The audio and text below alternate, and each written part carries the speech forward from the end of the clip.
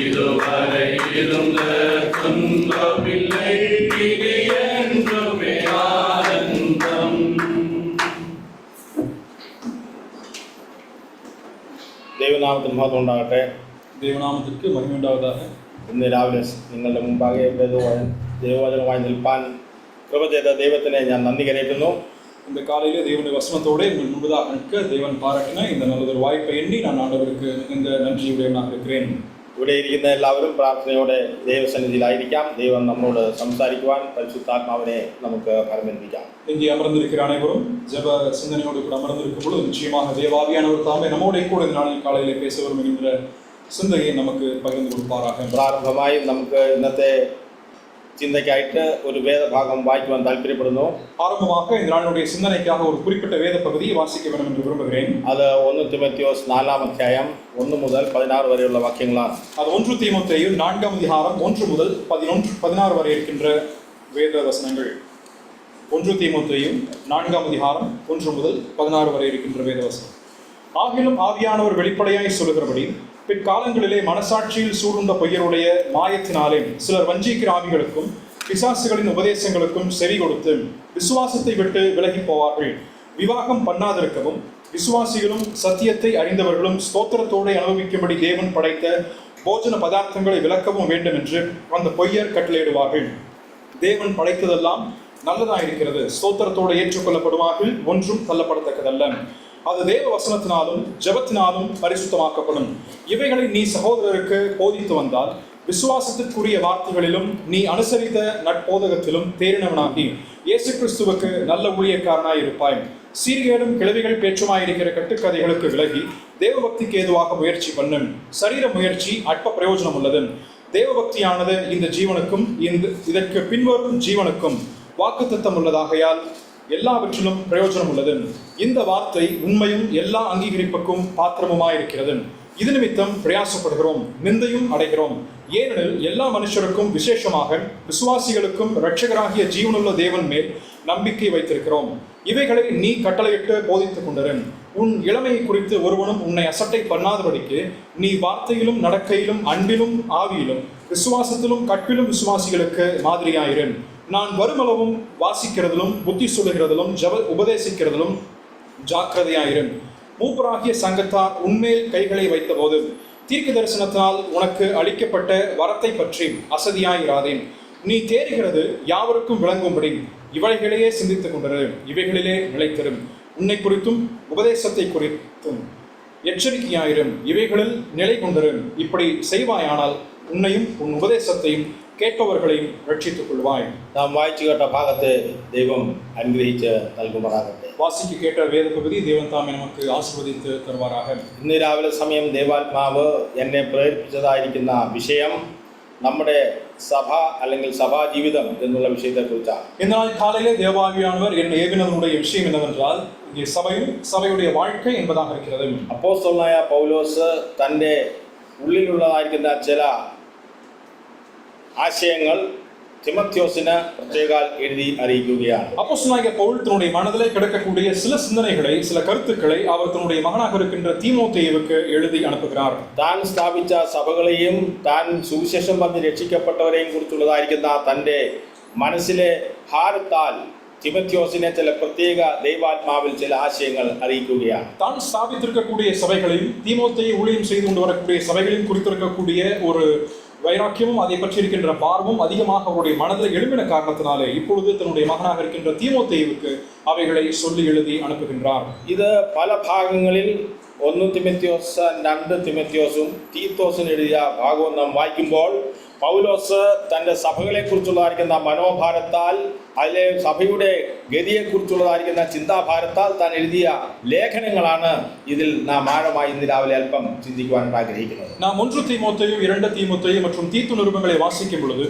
அப்போஸ்தலனாகிய பவுலுக்கு சபைகளை குறித்திருக்கக்கூடிய பாரம் எப்பேற்பட்டதாக இருக்கிறது, அதனுடைய மனோபாவம் என்ன என்பதை பற்றி நாம் முழுவதுமாக வாசித்து கற்றுக்கொள்ள முடியும். ஆகவே அவைகளை இந்த நாள் காலையில் உங்களுடைய கூட சில சிறு சிந்தனைகளாக பகிர்ந்து கொள்ள வேண்டும் என்று விரும்புகிறேன். ഈ ഭാഗങ്ങളിൽ സുരേഷ് ബാബു ചില മാസങ്ങൾക്ക് മുമ്പ് ഇവിടെ ശുശ്രൂഷ ചെയ്തതായിട്ട് എനിക്ക് ഓർമ്മയുണ്ട്. சில மாதங்களுக்கு முன்பதாக சகோதரன் சுரேஷ் பாபு அவர்கள் 2 தீமோத்தேயுடைய பகுதியிலிருந்து ஒரு செய்தி அளித்தது நமக்கு ஞாபகம் இருக்கலாம். ഒരു അർജൻസി ഇവിടെ നാം ഫീൽ ചെയ്യുന്നുണ്ട്. ஒரு அவசர தன்மை, ஒரு அவசரகால நிலைமையை இங்கே நாம் வாசிக்கின்றோம். ഇവിടെ 2-ാം അധ്യായത്തിന്റെ 1-ാം വാക്യത്തിൽ നാം ഇങ്ങനെ വായിക്കുന്നു. 2-ാം அதிகாரத்தினுடைய முதல் வசனத்தில் இப்படியாய் நாம் வாசிப்பது, ടൈറ്റസിന്റെ 2-ാം അധ്യായം 1-ാം വാക്യം, தீத்து 2-ാം அதிகாரம் அதனுடைய முதல் வசனம், നീയോ പഥ്യോപദേശത്തിന് ചേരുന്നത് പ്രസ്താവിക്കാം. நீயோ ஆரோக்கியமான உபதேசத்திற்கு ஏற்றவைகளை பேசு. നാം വായിച്ച 1 തിമോത്തിയോസ് 4-ന്റെ 6 നാം വായിക്കുന്നു, ഇത് സഹോദരന്മാരെ ഗ്രഹിപ്പിക്കാൻ ശ്രദ്ധിക്കണം. 1 தீமோத்தேயு 4-ாம் அதிகாரம் 6வது வசனத்தை நாம் வாசிக்கும் பொழுது, இதை நீ சகோதரர் புரிவதற்கு ஏதுவாக அவைகளை நீ போதிக்க வேண்டும் அல்லது சொல்ல வேண்டும் என்று சொல்லப்படுகிறது. നാം വായിച്ച 4-ാം അധ്യായത്തിന്റെ 11-ാം വാക്യത്തിൽ ഇത് നീ ആജ്ഞാപിക്കുകയും ഉപദേശിക്കുകയും ചെയ്യണമെന്ന് പറയുന്നു. நாம் வாசித்த 1 தீமோத்தேயு 4:11 இவைகளை நீ கட்டளையிட்டு அவைகளை குறித்து போதிக்கவும் வேண்டும் என்று சொல்லப்படுகிறது. അതിന്റെ 4:16 നിന്നെ തന്നെയും ഉപദേശത്തെയും സൂക്ഷിച്ചുകൊള്ളുക. அதே 4-ாம் அதிகாரம் 16வது வசனத்திலே உன்னை குறித்தும் உபதேசத்தை குறித்தும் எச்சரிக்கையாயிரும். അതിന്റെ 6-ാം അധ്യായത്തിന്റെ 2-ാം വാക്യത്തിൽ വീണ്ടും നാം ഇങ്ങനെ, ഇത് നീ ഉപദേശിക്കുകയും പ്രബോധിപ്പിക്കുകയും ചെയ്യുക. 6-ാം அதிகாரம் 2வது வசனத்திலே வாசிக்கும் பொழுது இவைகளை குறித்து நீ போதிக்கவும் இவைகளை புத்தி சொல்லவும் வேண்டும் என்று எழுதப்பட்டிருக்கிறது. എന്തിനെ കുറിച്ചാണ് പൗലോസ് ഈ തിമോത്തിയോസിനോട് ഇങ്ങനെ രേഖപ്പെടുത്തുന്നത്? எதற்காக அப்போஸ்தலனாகிய பவுல் தீமோத்தேயுவினிடத்தில் இவைகளை குறித்து அவர் சொல்கிறார்? സഭയുടെ നിയന്ത്രണവും സഭയിലുള്ള ദൈവമക്കളുടെ വളർച്ചയും ആവശ്യമായിരിക്കുന്ന ചില അനിവാര്യ ഘടകങ്ങൾ മനസ്സിൽ വെച്ചുകൊണ്ടാണ് താൻ ഇത് പറയുന്നത്. அப்போஸ்தலனாகிய பவுல் சபையினுடைய நடவடிக்கைகளை குறித்தும் அதில் இருக்கக்கூடிய சில நடைமுறை விஷயங்களை குறித்தும் அவைகளை மனதிலே வைத்தவராக இவைகளை அவர்களுக்கு எழுதுகிறார். ഇന്ന് രാവിലെ നാം ആരാധിച്ചു 9 മണി തൊട്ട് നാം ഇതുവരെയും മുമ്പ് ആരാധന സമയങ്ങളിൽ ഇവിടെ നടന്ന വിഷയങ്ങളെക്കുറിച്ച് നാം അറിഞ്ഞവരും പങ്കുചേർന്നവരും കൂട്ടായ്മ ആചരിച്ചതുമാണ് എങ്കിൽ നമുക്ക് അതിനെക്കുറിച്ച് ഒരു റിപ്പോർട്ട് എഴുതുകയാണെങ്കിൽ നാം എങ്ങനെ എഴുതും? இந்த நாள் காலையில் நாம் 9 மணி துவங்கி நாம் ஆராதனையில் பங்கு பெற்றோம். அதே போல இதற்கு முன்பதாக அநேக வாரங்கள் நாம் ஆராதனையில் பங்கு பெற்றிருக்கிறோம். ஆனால் அவைகளை குறித்திருக்கின்ற ஒரு அறிக்கையை நீங்கள் எழுத வேண்டுமானால் எப்படி எழுதுவீர்கள்? അതിനെക്കുറിച്ച് എന്തെങ്കിലും കുറവുകൾ നിങ്ങൾക്ക് ബോധ്യപ്പെട്ടിട്ടുണ്ടെങ്കിൽ അതിനെക്കുറിച്ച് എന്ത് സജഷനാണ് നിങ്ങൾക്ക് പറയുവാനുള്ളത് എന്ന് പബ്ലിഷ് ചെയ്യാനല്ല, അവരോ തങ്ങൾ തന്നെ ശോധന ചെയ്യുവാനായിട്ടാണ് ഞാനത് പറഞ്ഞത്. அதனுடைய குறைகளை ஒருவேளை ஒரு சிலவற்றை நீங்கள் அதனை பார்த்து கண்டறிவீர்கள் என்று சொன்னால் அவைகளை பிறருடைய அறிவிப்பிற்காக அல்ல, மாறாக நீங்களே அதனை திருத்திக் கொள்வதற்கு எதுவாக சில ஆலோசனையாக சொல்ல வேண்டுமானால் எதைகளெல்லாம் நீங்கள் எழுதுவீர்கள்? നാം 9 മണി തൊട്ട് അധ്വാനിച്ച് ഇവിടെ കടന്നു വന്ന് നാം മെനക്കെട്ട് ഇരിക്കുകയാണല്ലോ. நாம் 9 மணி துவங்கி நாம் மிகவும் கஷ்டப்பட்டு இங்கே நாம் அமர்ந்திருக்கின்றோம் அல்லவா? ഈ സമയം നമുക്ക് എത്രമാത്രം അർത്ഥവത്തായി അത് നമുക്ക് യൂട്ടിലൈസ് ചെയ്യാൻ കഴിഞ്ഞിട്ടുണ്ട്, അച്ചീവ് ചെയ്യാൻ കഴിഞ്ഞിട്ടുണ്ട് എന്ന് നാം തന്നെത്താൻ ശോധന ചെയ്യേണ്ട ഒരു അവസരം നമ്മുടെ ജീവിതത്തിൽ കടന്നു വന്നിരിക്കുകയാണ്. ஆனால் இங்கே அமர்ந்திருக்கின்ற இந்த நேரமானது எவ்வளவு அதிகமாக நமக்கு அர்த்தமுள்ளதாக இருக்கின்றது, பிரயோஜனமுள்ளதாக இருக்கிறது என்பதை பற்றி நம்மை நாமே நிதானித்து பார்க்க வேண்டிய ஒரு சூழல் இப்பொழுது உண்டு. ഇത് സഭയിൽ വന്നവരെ കുറിച്ചാണ് ഞാൻ ഇപ്പോൾ പറഞ്ഞത്. சபையில வந்திருக்கிறவர்களை பற்றி தான் நான் கேட்கிறேன். സഭയെ വരാത്ത ഇരിക്കുന്ന അനേക വിശ്വാസികൾ നമ്മുടെ ഇടയിലുള്ളവരുണ്ട്. சபைக்கு வராதிருக்கக்கூடிய அநேக விசுவாசிகள் நம்மத்திலும் இருக்கிறார்கள். അവരൊക്കെ എന്തുകൊണ്ട് വരുന്നില്ല എന്ന് നാം ചിന്തിക്കുകയാണെങ്കിൽ, அவர்கள் ஏன் வருகிறதில்லை என்பதை குறித்து நாம் சிந்திப்போமானால், അവരാരും തങ്ങളുടെ സ്വന്തമായ കാര്യത്തെക്കുറിച്ച് സംസാരിക്കുകയില്ല. அவர்கள் யாரும் தங்களுடைய சொந்தமான சுயமான விஷயத்தை குறித்து பேச போவதில்லை. അവർ മറ്റുള്ളവരെയാണ് കുറ്റം പറയുക. அவர்கள் பிறரை தான் குற்றம் சொல்ல போகிறார்கள். ആദ്യം പറയുന്നത് സഭയിലെ മൂപ്പന്മാരെയാണ്. முதலாவதாக அவர்கள் சொல்வது சபையில் இருக்கின்ற மூப்பர்களை தான். അത് വളരെ ഈസിയാണ് അവരെ പഴിചാരുവാൻ.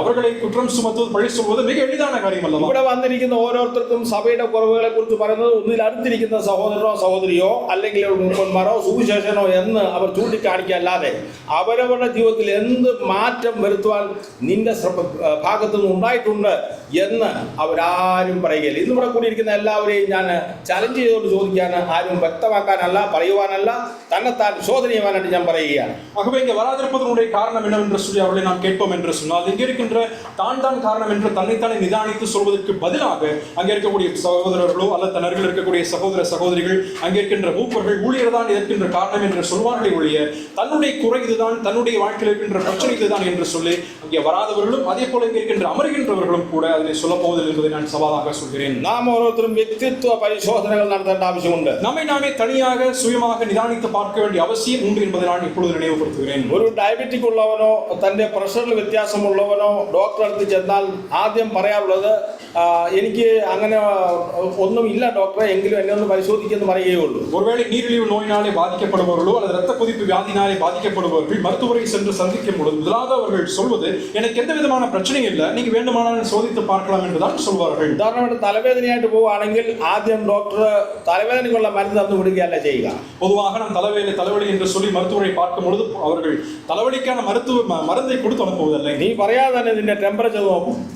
நீ சொல்லாமலேயே அவர்கள் உங்களுடைய உடலுடைய உஷ்ணத்தை அவர்கள் பரிசோதித்து നിന്റെ பார்ப்பாங்க. പ്രഷർ പരിശോധിക്കും. உங்களுடைய பிரஷரை செக் பண்ணி பார்ப்பாங்க. നിന്റെ രക്തപരിശോധന ചെയ്യും. உங்களுடைய ரத்தத்தை பரிசோதித்து பார்ப்பார்கள். ഇതെല്ലാം കണക്കിലെടുത്തതിന് ശേഷമേ അതിന് ആ ഡോക്ടർ മരുന്ന് കൊടുക്കുകയും. இவைகள் அனைத்தையும் அவர்கள் கணக்கு செய்த பின்பதாகத்தான் மருத்துவர் அதற்கு இதுவாக இருக்கின்ற மருந்தை பரிசீலித்து கொடுப்பார். പറഞ്ഞതിന്റെ ആശയം നാം നമ്മിൽ തന്നെയുള്ള കുറവ് നാം മനസ്സിലാക്കുവാൻ ബുദ്ധിമുട്ടുള്ള വിഷയമാണ്. நான் சொன்னதனுடைய காரணம் என்னவென்றால் நம்மில் இருக்கக்கூடிய பிரச்சனைகள் என்ன என்பதை பற்றி நாமே கண்டறிவது மிக மிக கடினமாக இருக்கின்றது. ഇങ്ങനെ ആഴമായി ചെക്ക് ചെയ്യുമ്പോഴാണ് നിനക്ക് പലവിധമായിരിക്കുന്ന വ്യാധികൾ ഉള്ളതായിട്ട് ഡോക്ടർ കണ്ടുപിടിക്കുകയും അതിന് മരുന്ന് പ്രിസ്ക്രൈബ് ചെയ്യും. இவ்வளவு ஆழமாக நாமே கண்டறிந்து நிதானித்து பார்க்கும் பொழுதுதான் அங்கே மருத்துவர் அதற்கு இதுவாக இருக்கின்ற வியாதி என்பதை கண்டறிந்து பின்பதாக மருந்துகளை நமக்கு தருகின்றார். നാം ഒരു ആത്മ പരിശോധന ചെയ്യണം. நாமே ஒரு ஆவிக்குரிய பரிசோதனை செய்தால் എന്താണ് സഹോദരന്മാരെ ഗ്രഹിപ്പിക്കുവാൻ ഇവിടെ ഉത്സാഹിച്ചിരിക്കുന്നത്? இங்கே சகோதரர்களை பற்றி நீங்கள் புரிந்து கொள்வதற்கும் அங்கே தெரிவிக்க வேண்டும் என்று சொல்லப்படுவது என்ன?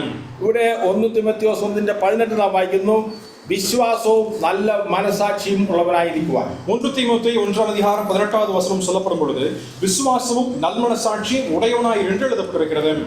நல்ல good faith and good conscience. நல்ல விசுவாசமும் அதே போல நல்மனசாட்சியும் உடையவனாய் இரு. വളരെ അനിവാര്യമായിരിക്കുന്ന വിഷയമാണ്. மிக நடைமுறையாக இருக்கக்கூடிய விஷயமாகும். ക്രിസ്തീയ ജീവിതത്തിൽ പ്രവേശിക്കുന്ന ആൾക്കാർ ആദ്യമായിട്ട് നമ്മുടെ വിശ്വാസത്തെ നാം പരിശോധന ചെയ്യണം. கிறிஸ்து வாழ்க்கையிலே பிரவேசிக்கக்கூடிய ஒவ்வொருவரும் நாம் நம்முடைய நடைமுறை விசுவாசத்தை நாம் கண்டறிய வேண்டும். എത്രമാത്രം ആഴമായി നമുക്ക് കർത്താവിൽ വിശ്വാസമുണ്ട് എന്നുള്ളത് ഒരു ആത്മപരിശോധനയാണ്. எவ்வளவு அதிக ஆழமாக ஆண்டவர் பேரில் நாம் விசுவாசம் வைக்கிறோம் என்பதை பற்றி நாம் நிதானித்து பார்க்க வேண்டும். നാം ആരാധിക്കാൻ വരുമ്പോൾ നാം എന്തുകൊണ്ടാണ് ആരാധിക്കാൻ വന്നിരിക്കുന്നത്? நாம் ஆராதிக்க வரும்பொழுது நாம் எதற்காக ஆராதிக்க வந்திருக்கின்றோம்? ഒരു 50 രൂപയുടെ നോട്ടും ഒരു 20 രൂപയുടെ നോട്ടും ഒരു 100 ഒരു 500 നോട്ടും കൊണ്ടൊക്കെ നാം ആരാധിക്കാൻ വന്നിരിക്കുന്നവർ. ஒரு 20 ரூபாயோ 50 ரூபாயோ 100 ரூபாய் 500 ரூபாய் நோட்டை வைத்து நாம் ஆராதிக்க வந்திருக்கின்றோமா? നാം കൊടുക്കുന്നുണ്ട് കർത്താവിന്. நாம் கர்த்தருக்கு கொடுக்கிறோம். ആ നോട്ടിന്റെ സ്റ്റൈലും ഒക്കെയും ഞാൻ കുറച്ച് നാളുകളായി കണ്ടുകൊണ്ടിരിക്കുകയാണ്. அந்த நோட்டினுடைய நிலைமைகள் எப்படி இருக்கிறது என்பதை பற்றி கடந்த அநேக நாட்களாக நானும் பார்த்து கொண்டுதான் இருக்கிறேன். അനേക മുഷിഞ്ഞ നോട്ടുകള്, அநேக முறிந்து போயிருக்கின்ற മുറിഞ്ഞ നോട്ടുകള്, நீங்க கிழிந்து போயிருக்கின்ற கசங்கி போயிருக்கிற ഒരാളെ കാണിച്ച് കാണിക്ക കൊടുക്കുവാൻ കൊള്ളരുതാത്ത നോട്ടുകളാണിത്. ஒருவரை பார்த்து அவர்களுக்கு காணிக்கையாக பிறருக்கு கொடுக்க முடியாத அளவுக்கு இருக்கக்கூடிய நோட்டுகள் வருகின்றது.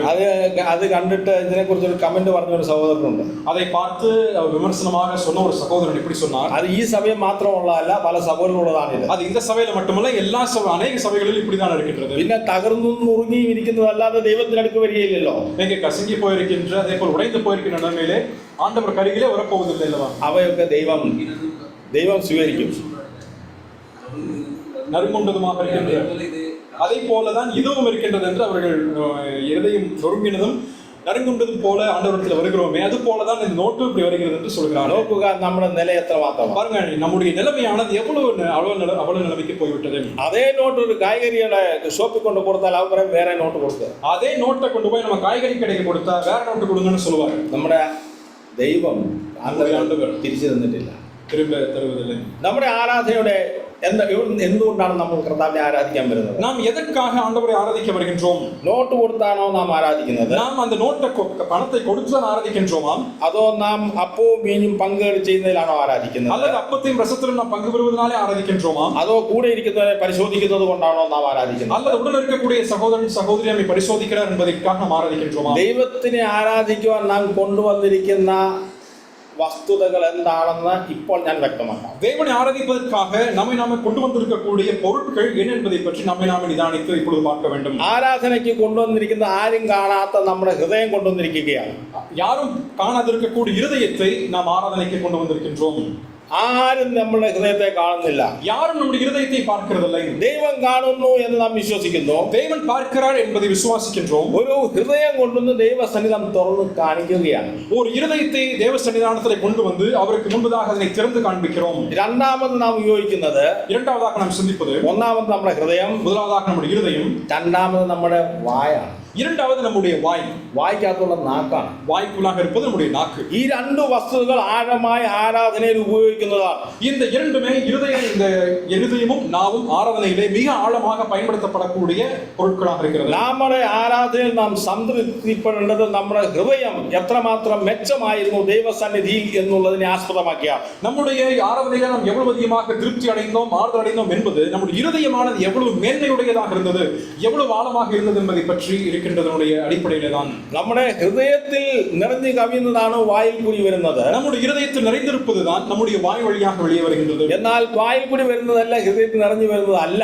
ஆனால் வாய் வழியாக வருவது நம்முடைய இருதயத்தில் நிறைந்தது அல்ல வெளியே வருவது. நல்ல വിശുദ്ധന്മാർ നല്ല പാട്ടുകൾ എഴുതി വെച്ചിട്ടുണ്ട്. நல்ல பரிசுத்தவான்கள் நல்ல பாடல்கள் எழுதி வைத்திருக்கிறார். നാം നല്ല ഉച്ചത്തിൽ അത് പാടുന്നുണ്ട്. நல்ல உச்ச தொனியிலே நாம் அதனை பாடுகின்றோம். അതിന്റെ അർത്ഥമോ ആശയമോ നാം ഗ്രഹിച്ചിട്ടുണ്ടോ? அதனுடைய அர்த்தத்தையும் அதனுடைய கருத்துக்களையும் நாம் கிரகித்திருக்கின்றோம். നമുക്ക് എത്രമാത്രം ഇൻഫ്ലുവൻസ് നമ്മുടെ ജീവിതത്തിൽ ആ വാക്കുകൾ വരുന്നുണ്ട്. அந்த வார்த்தைகள் நம்முடைய வாழ்க்கையில எவ்வளவு அதிகமான ஒரு தாக்கத்தை விளைவிக்கின்றது. നമ്മുടെ നാക്ക് നന്നായിട്ട് ഉപയോഗിക്കാൻ പറ്റുന്നതാണ്. நம்முடைய നാவை நாம் சரியாக அதிகம் பயன்படுத்துகின்றோமா? ഒരാളെ കൊല്ലുവാനും ஒரு நபரை கொல்வதற்கும் ഒരാൾക്ക് ജീവൻ കൊടുക്കുവാനും ஒரு நபருக்கு ஜீவனை கொடுப்பதற்கும் ശക്തിയുള്ളതാണ് നമ്മുടെ നാക്കുകൾ. நம்முடைய நாவு ஒரு ஆற்றல் பெற்றதாக இருக்கிறது. നമ്മുടെ കുടുംബത്തിൽ ധാരാളമായി നമ്മുടെ നാക്ക് ഉപയോഗിക്കാറുണ്ട്. நம்முடைய குடும்பத்திலே நம்முடைய நாவை தாராளமாக பயன்படுத்துகின்றோம். ഏത് വസ്തു ഉപയോഗിക്കുന്നില്ല അധികം ഉപയോഗിക്കുന്നത് നാക്കാണ്. எந்த பொருட்களை உபயோகப்படுத்துகிறோமோ இல்லையோ நாவைத்தான் அதிகமாக நாம் பயன்படுத்துகின்றோம். കുടുംബം നന്നാക്കുന്നതും തകർക്കുന്നതും നാക്കാണ്. குடும்பத்தை நன்றாக மாற்றுவதும் குடும்பத்தை தகர்ப்பதும் நாவாக இருக்கின்றது. നാം ആത്മസ്നേഹിതരായി തീരുന്നതും മിത്രങ്ങളെ അകറ്റുന്നതും നാക്കാണ്. இங்கே உயிர் தோழனாக நம்மை மாற்றுவதும் அதே போல் உயிர் தோழர்களை இரண்டாக பிரித்து விடுவதும் இந்த நாவாக இருக்கின்றது. ഞാൻ നാക്കിനെ കുറിച്ചോ ഹൃദയത്തെ കുറിച്ചുള്ള വിചാരത്തെ കുറിച്ചല്ല ഇന്ന് സംസാരിക്കാനുള്ള എന്റെ ആശയം. நான் நாவை குறித்தோ இருதயத்தின் தோற்றங்களை குறித்தோ நான் பேசுவதற்கல்ல நான் நிற்கின்றேன். നമ്മുടെ ജീവിതത്തെ പ്രത്യേകമായ സ്വയ ജീവിതത്തെ மதனம் செய்து அல்லது சோதனை செய்வானாட்டு ഞാൻ പറഞ്ഞതാണ്. நம்முடைய சுய வாழ்க்கையை நாம் நிதானித்து பார்ப்பதற்கு ஏதுவாக தான் இன்றைக்கு நாம் கூடியிருக்கின்றோம். നാം ഈ വായിച്ച ഭാഗത്ത് നാം വാസിക്കുന്ന அந்த വേத പകുതിയിലെ അപ്പോസ്തലനായ പൗലോസ് തിമോത്തിയോസിന് വ്യക്തമായ ചില കാര്യങ്ങൾ പറയുകയാണ്. அப்போஸ்தலனாகிய பவுல் தீமோத்தேயுவுக்கு மிக தெளிவாக சில விஷயங்களை குறிப்பிட்டு எழுதுகிறார். ഒന്ന് അതിന്റെ 5-ാം വാക്യത്തില് முதலாவதாக 5வது வசனத்திலே ദൈവവചനത്താലും പ്രാർത്ഥനയാലും വിശുദ്ധീകരിക്കപ്പെടുന്നുവല്ലോ. அது தேவ வசனத்தினாலும் ஜெபத்தினாலும் பரிசுத்தமாக்கப்படும். നമ്മുടെ ജീവിതത്തിൽ നാം ആഴമായി മനസ്സിലാക്കേണ്ട ഒരു സത്യമുണ്ട്. நம்முடைய வாழ்க்கையில் ஆழமாக புரிந்து கொள்ள வேண்டியிருக்கின்ற ஒரு சத்தியம் ஒன்று உண்டு. ദൈവവചനത്തിനും പ്രാർത്ഥനയ്ക്കും നമ്മുടെ വ്യക്തിപരമായ ജീവിതത്തിൽ എന്ത് സ്ഥാനമാണുള്ളത്? நம்முடைய வாழ்க்கையிலே ஜெபத்திற்கும் தேவ வசனத்திற்கும் எவ்வளவு அதிகமான முக்கியத்துவத்தை நாம் தருகின்றோம். ഇത് രണ്ടിനും നമ്മുടെ ജീവിതത്തെ സ്വാധീനം ചെയ്യാനുള്ള ശക്തിയുണ്ട്. இந்த இரண்டுமே நம்முடைய வாழ்க்கையில் ஆதிக்கம் செலுத்துவதற்கான ஆற்றல் உண்டு. എത്ര പേര് ഇന്ന് രാവിലെ മെഡിറ്റേഷൻ ചെയ്തിട്ടാണ് ആരാധനയ്ക്ക് വന്നത്? எத்தனை பேர் இந்த நாள் காலையிலே நாம் வேதத்தை தியானித்து நாம் ஆராதனைக்கு வந்தோம்? എത്ര പേര് പ്രാർത്ഥിച്ച് ദൈവസന്നിധിയിൽ സമർപ്പണത്തോടുകൂടി ഇന്ന് രാവിലെ കടന്നു വന്നിരിക്കുന്നു? எத்தனை நபர்கள் காலையில ஜெபித்து അർപ്പണിത്ത് இந்த நாள் കാലയിലെ ആരാധനയ്ക്ക് കടന്നു വന്നിരിക്കുന്നു? ബഹുമാന സൂചകമായ നമ്മുടെ ആരാധനയെ ബഹുമാന സൂചകമായി നാം എത്ര പേര് സമയത്തിന് മുമ്പ് ഇവിടെ എത്തിയിട്ടുണ്ട്? கணம் பொருந்தியதாக இருக்கக்கூடிய இந்த ஆராதனை வேளையிலே எத்தனை பேர் அந்த நேரத்திற்கு நேரம் தவறாமல் சரியான நேரத்தில் இங்கே நாம் வந்திருக்கின்றோம்? ദൈവമക്കൾ കൂടുന്ന കൂട്ടായ്മയുള്ള എല്ലാ സംഘങ്ങളിലും എല്ലാ കൂടിവരവുകളിലും എത്ര പേർക്ക് പങ്കുചേരാൻ കഴിയുന്നുണ്ട്? தேவனுடைய பிள்ளைகள் கூடி வரக்கூடிய எல்லா பகுதிகளிலும் எல்லா இடங்களிலும் எத்தனை நபர்கள் நாம் அங்கே கூடி வந்து பங்கு பெற முடிகிறது? ഇന്ന് അനേക ദൈവസഭകളില് ദൈവവചനം പഠിക്കുവാൻ താല്പര്യമില്ല. இன்றைக்கு அநேக சபைகளிலே தேவனுடைய வசனத்தை கற்றுக்கொள்வதற்கான விருப்பம் இல்லை. കുടുംബക്കാരെല്ലാം ഇരുന്ന് വേദപുസ്തകം വായിച്ച് ധ്യാനിച്ച് പ്രാർത്ഥിക്കുന്ന സ്വഭാവം ഇന്ന് പല കുടുംബങ്ങളിലും ഇല്ല. குடும்பமாக வேத புத்தகத்தை வாசிக்கவும் அமர்ந்து தியானிக்கவும் அதற்கான விருப்பமற்றவர்களாக இருக்கிறார்கள். കുടുംബ പ്രാർത്ഥന ഇല്ലാത്ത അനേക കുടുംബങ്ങൾ ഇന്ന് നമ്മുടെ സഭകളിലുണ്ട്. குடும்ப ஜெபம் இல்லாத இருக்கக்கூடிய அநேக குடும்பங்கள் இன்றைக்கு நம்முடைய சபையிலும் உண்டு. ഇതൊന്നും ചെയ്യാത്ത നീ വന്നിട്ട് സഭയിലെ മൂപ്പനെയും സുവിശേഷനെയും കുറ്റം പറയുന്നത് എന്ത് അർത്ഥമാണുള്ളത് പ്രിയ സഹോദര സഹോദരി? இவைகள் எல்லாம் ஒன்றுமே செய்யாமல் சபையிலே வந்து நீங்க மூப்பர்களையும் சுவிசேஷகரையும் குற்றம் சொல்லிவிட்டால் அதுல என்னதான் அர்த்தம் இருக்கிறதுனே தெரியல. മൂപ്പന്മാരും സൂക്ഷ്മാരും കുറ്റമറ്റവരെന്നല്ല ഞാൻ പറഞ്ഞതിന്റെ അർത്ഥം. അവരുടേതായ കാര്യങ്ങളിൽ അവരവരെ കൈകാര്യം ചെയ്തുകൊള്ളും. അതിനെക്കുറിച്ച് നാം നമ്മെ തന്നെ ബോധവാന്മാരാക്കി നമ്മെ തന്നെ ശുദ്ധീകരിക്കേണ്ട ആവശ്യമുണ്ട്. மூப்பர்களும் ஊழியர்களும் இதிலே குற்றமற்றவர்கள் என்பதை சொல்வதற்காக நான் சொல்லவில்லை. மாறாக ஒவ்வொருவரும் நம்மை நாமே நிதானித்து பார்க்க வேண்டிய முக்கியத்துவம் உண்டு என்பதை பற்றி நான் சொல்வதற்காக நிற்கிறேன். 6-ാം വാക്യം നോക്കുക. 6வது വചനத்தை பாருங்கள். ഇത് നീ സഹോദരന്മാരെ ഗ്രഹിപ്പിച്ചാൽ നീ അനുസരിച്ച വിശ്വാസത്തിന്റെയും സതുവശത്തിന്റെയും വചനത്താൽ പോഷണം ലഭിച്ച ക്രിസ്തുവിന് നല്ല ശുശ്രൂഷകൻ ஆகும். இவைகளை நீ சகோதரருக்கு போதித்து வந்தால் விசுவாசத்திற்குரிய வார்த்தைகளிலும் நீ அனுசரித்த நட்போதகத்திலும் தேறினவனாகி இயேசு கிறிஸ்துவுக்கு நல்ல ஊழியக்காரனாய் இருப்பாய். நல்ல ശുശ്രൂഷകനാകണമെങ്കിൽ நல்ல போஷணம் ലഭിക്കണം. இங்கே நல்ல ஊழியக்காரனாக நீ இருக்க வேண்டும் என்று சொன்னால் நல்ல ஒரு போஷாக்கு உனக்கு கிடைக்கப்பட வேண்டும். நல்ல வைட்டമിൻസ് നിനക്ക് கிடைக்கணும். நல்ல சத்துக்கள் கிடைக்கப்பட வேண்டும். அது கிட்டாനുള്ള வழி എന്താണ്? அதை கிடைக்கப்படுவதற்காக இருக்கக்கூடிய வழி என்ன? വിശ്വാസത്താലും സതുപദേശത്താലുമാണ്. இங்கே விசுவாசத்தினாலும் அதே போல நல்ல போதனையினாலுமே. എന്ത് വിശ്വാസം? என்ன விசுவாசம்? എന്ത് സതുപദേശം? ஏழு நட்போதனை. അതേക്കുറിച്ച് യാതൊരു ഗൗരവവും കൊടുക്കാത്ത നീ എങ്ങനെ പോഷണം ലഭിച്ചിട്ട് നിനക്കൊരു ശുശ്രൂഷ ചെയ്യുവാൻ കഴിയും? அதற்கு எதுவான போதனைக்கோ அல்லது அதனுடைய விசுவாசத்துக்கோ எந்த ஒரு மதிப்புமே கொடுக்காது இருக்கக்கூடியவர்கள் எவ்வளவு அதிகமாக போஷாக்கோடு வாழ முடியும்? എന്താണ് ഈ ശുശ്രൂഷ എന്ന് ഉദ്ദേശിക്കുന്നത്? இந்த ஊழியம் என்று இங்கே சொல்லப்படுகின்றது என்ன? ഇവിടെ സ്റ്റേജിൽ നിന്ന് പ്രസംഗിക്കുന്നതല്ല ശുശ്രൂഷ. இங்கே மேடை மேல் நின்று பிரசங்கிப்பதல்ல ஊழியம். അതൊരു ചെറിയ ശുശ്രൂഷ. அது ஒரு சிறிய ஊழியம். അനേക കാര്യങ്ങൾ ഒരു സഭയ്ക്ക് ശുശ്രൂഷയായിട്ട് ആവശ്യമുണ്ട്. இங்கே சபையில் ஊழியம் செய்வதற்கு அநேக இடங்கள் உண்டு. നമ്മൾ ഇന്ന് ഇവിടെ ഇരിക്കുന്ന എല്ലാവർക്കും പരസ്പരം നമുക്ക് എത്ര പേരെ അറിയാം? இங்கே மறந்திருக்கிற நம்ம எல்லாரும் ஒருவருக்கொருவர் எவ்வளவு பேருக்கு நமக்கு தெரியும் எல்லாத்தையும். ചിലരൊക്കെ കണ്ടാൽ നല്ലവണ്ണം അറിയാം. சிலரை பார்த்தாலே நமக்கு நல்லா தெரியும். പേരറിയില്ല. ஆனா பேர் தெரியாது. എന്ത് കുടുംബം അറിയില്ല. என்ன குடும்பம் இந்த குடும்பம் தெரியாது. അത് നമ്മുടെ ഒരു വലിയ സഭയായതുകൊണ്ടായിരിക്കാം ഒരുപക്ഷെ. ஒருவேளை நாம எல்லாம் பெரிய சபையாக எண்ணிக்கை கூடுதுனாலே அப்படி இருக்கலாம். നമ്മൾ തമ്മിലുള്ള ഐക്യം എങ്ങനെയുണ്ട്? நம்ம ஒருவருக்கொருவர் இருக்கக்கூடிய ஐக்கியம் எப்படி? എത്രമാത്രം നമുക്ക് ബന്ധപ്പെട്ട ഒന്ന് എനിക്ക് ആ സഹോദരനെ അല്ലെ സഹോദരിയെ അറിയാം എന്ന് ഉറപ്പിച്ചു പറയുവാൻ നമ്മളെ കൊണ്ട് എത്ര പേര് കഴിയും? இவ்வளவு அதிகமான நெருங்கிய ஒரு உறவோடு நாம் ஜீவித்தால் அங்கே பின்பதாக இந்த சகோதரியை இந்த சகோதரன் நன்றாக எனக்கு தெரியும் என்று நம்மால் சொல்ல முடியும். അതിന്റെ കാരണം എന്താണെന്ന് അറിയാമോ? அதனுடைய காரணம் என்ன தெரியுமா? ഓരോരുത്തരും അവർക്ക് ചുറ്റും ഒരു വര വരച്ചിട്ടുണ്ട്. ஒவ்வொருவரும் அவர்களை சுற்றி ஒரு வட்டம் வரைந்திருக்கிறார்கள். ഈ വരയ്ക്കുള്ളിൽ നിനക്ക് പ്രവേശനമില്ല, ഈ വര വിട്ട് ഞാൻ നിന്റെ അടുത്തും വരില്ല. இந்த வட்டத்தை விட்டு நானும் வர மாட்டேன், இந்த வட்டத்துக்குள்ள நீயும் வரக்கூடாது. അങ്ങനെ നമ്മളെല്ലാം വരയിട്ട് നടക്കുക. அப்படியாக நாம் ஒரு வட்டம் விட்டு நாம் வாழ்ந்து கொண்டிருக்கிறோம். അങ്ങനെ നമുക്കെല്ലാം വരമുണ്ട്, വരം. அப்படியாக நமக்கு ஒரு வரையறை ஒன்று உண்டு. പ്രിയമുള്ളവരെ, ഞാൻ പറഞ്ഞതിന്റെ ആശയം, நான் சொன்னதனுடைய கருத்து என்னவென்றால் ദൈവവചനത്തിനായിട്ടും ദൈവാത്മാവിനോടും ബന്ധപ്പെട്ട് ജീവിക്കണമെങ്കിൽ നാം ചില നമ്മുടെ അതിർവരമ്പുകളെ പൊട്ടിക്കണം.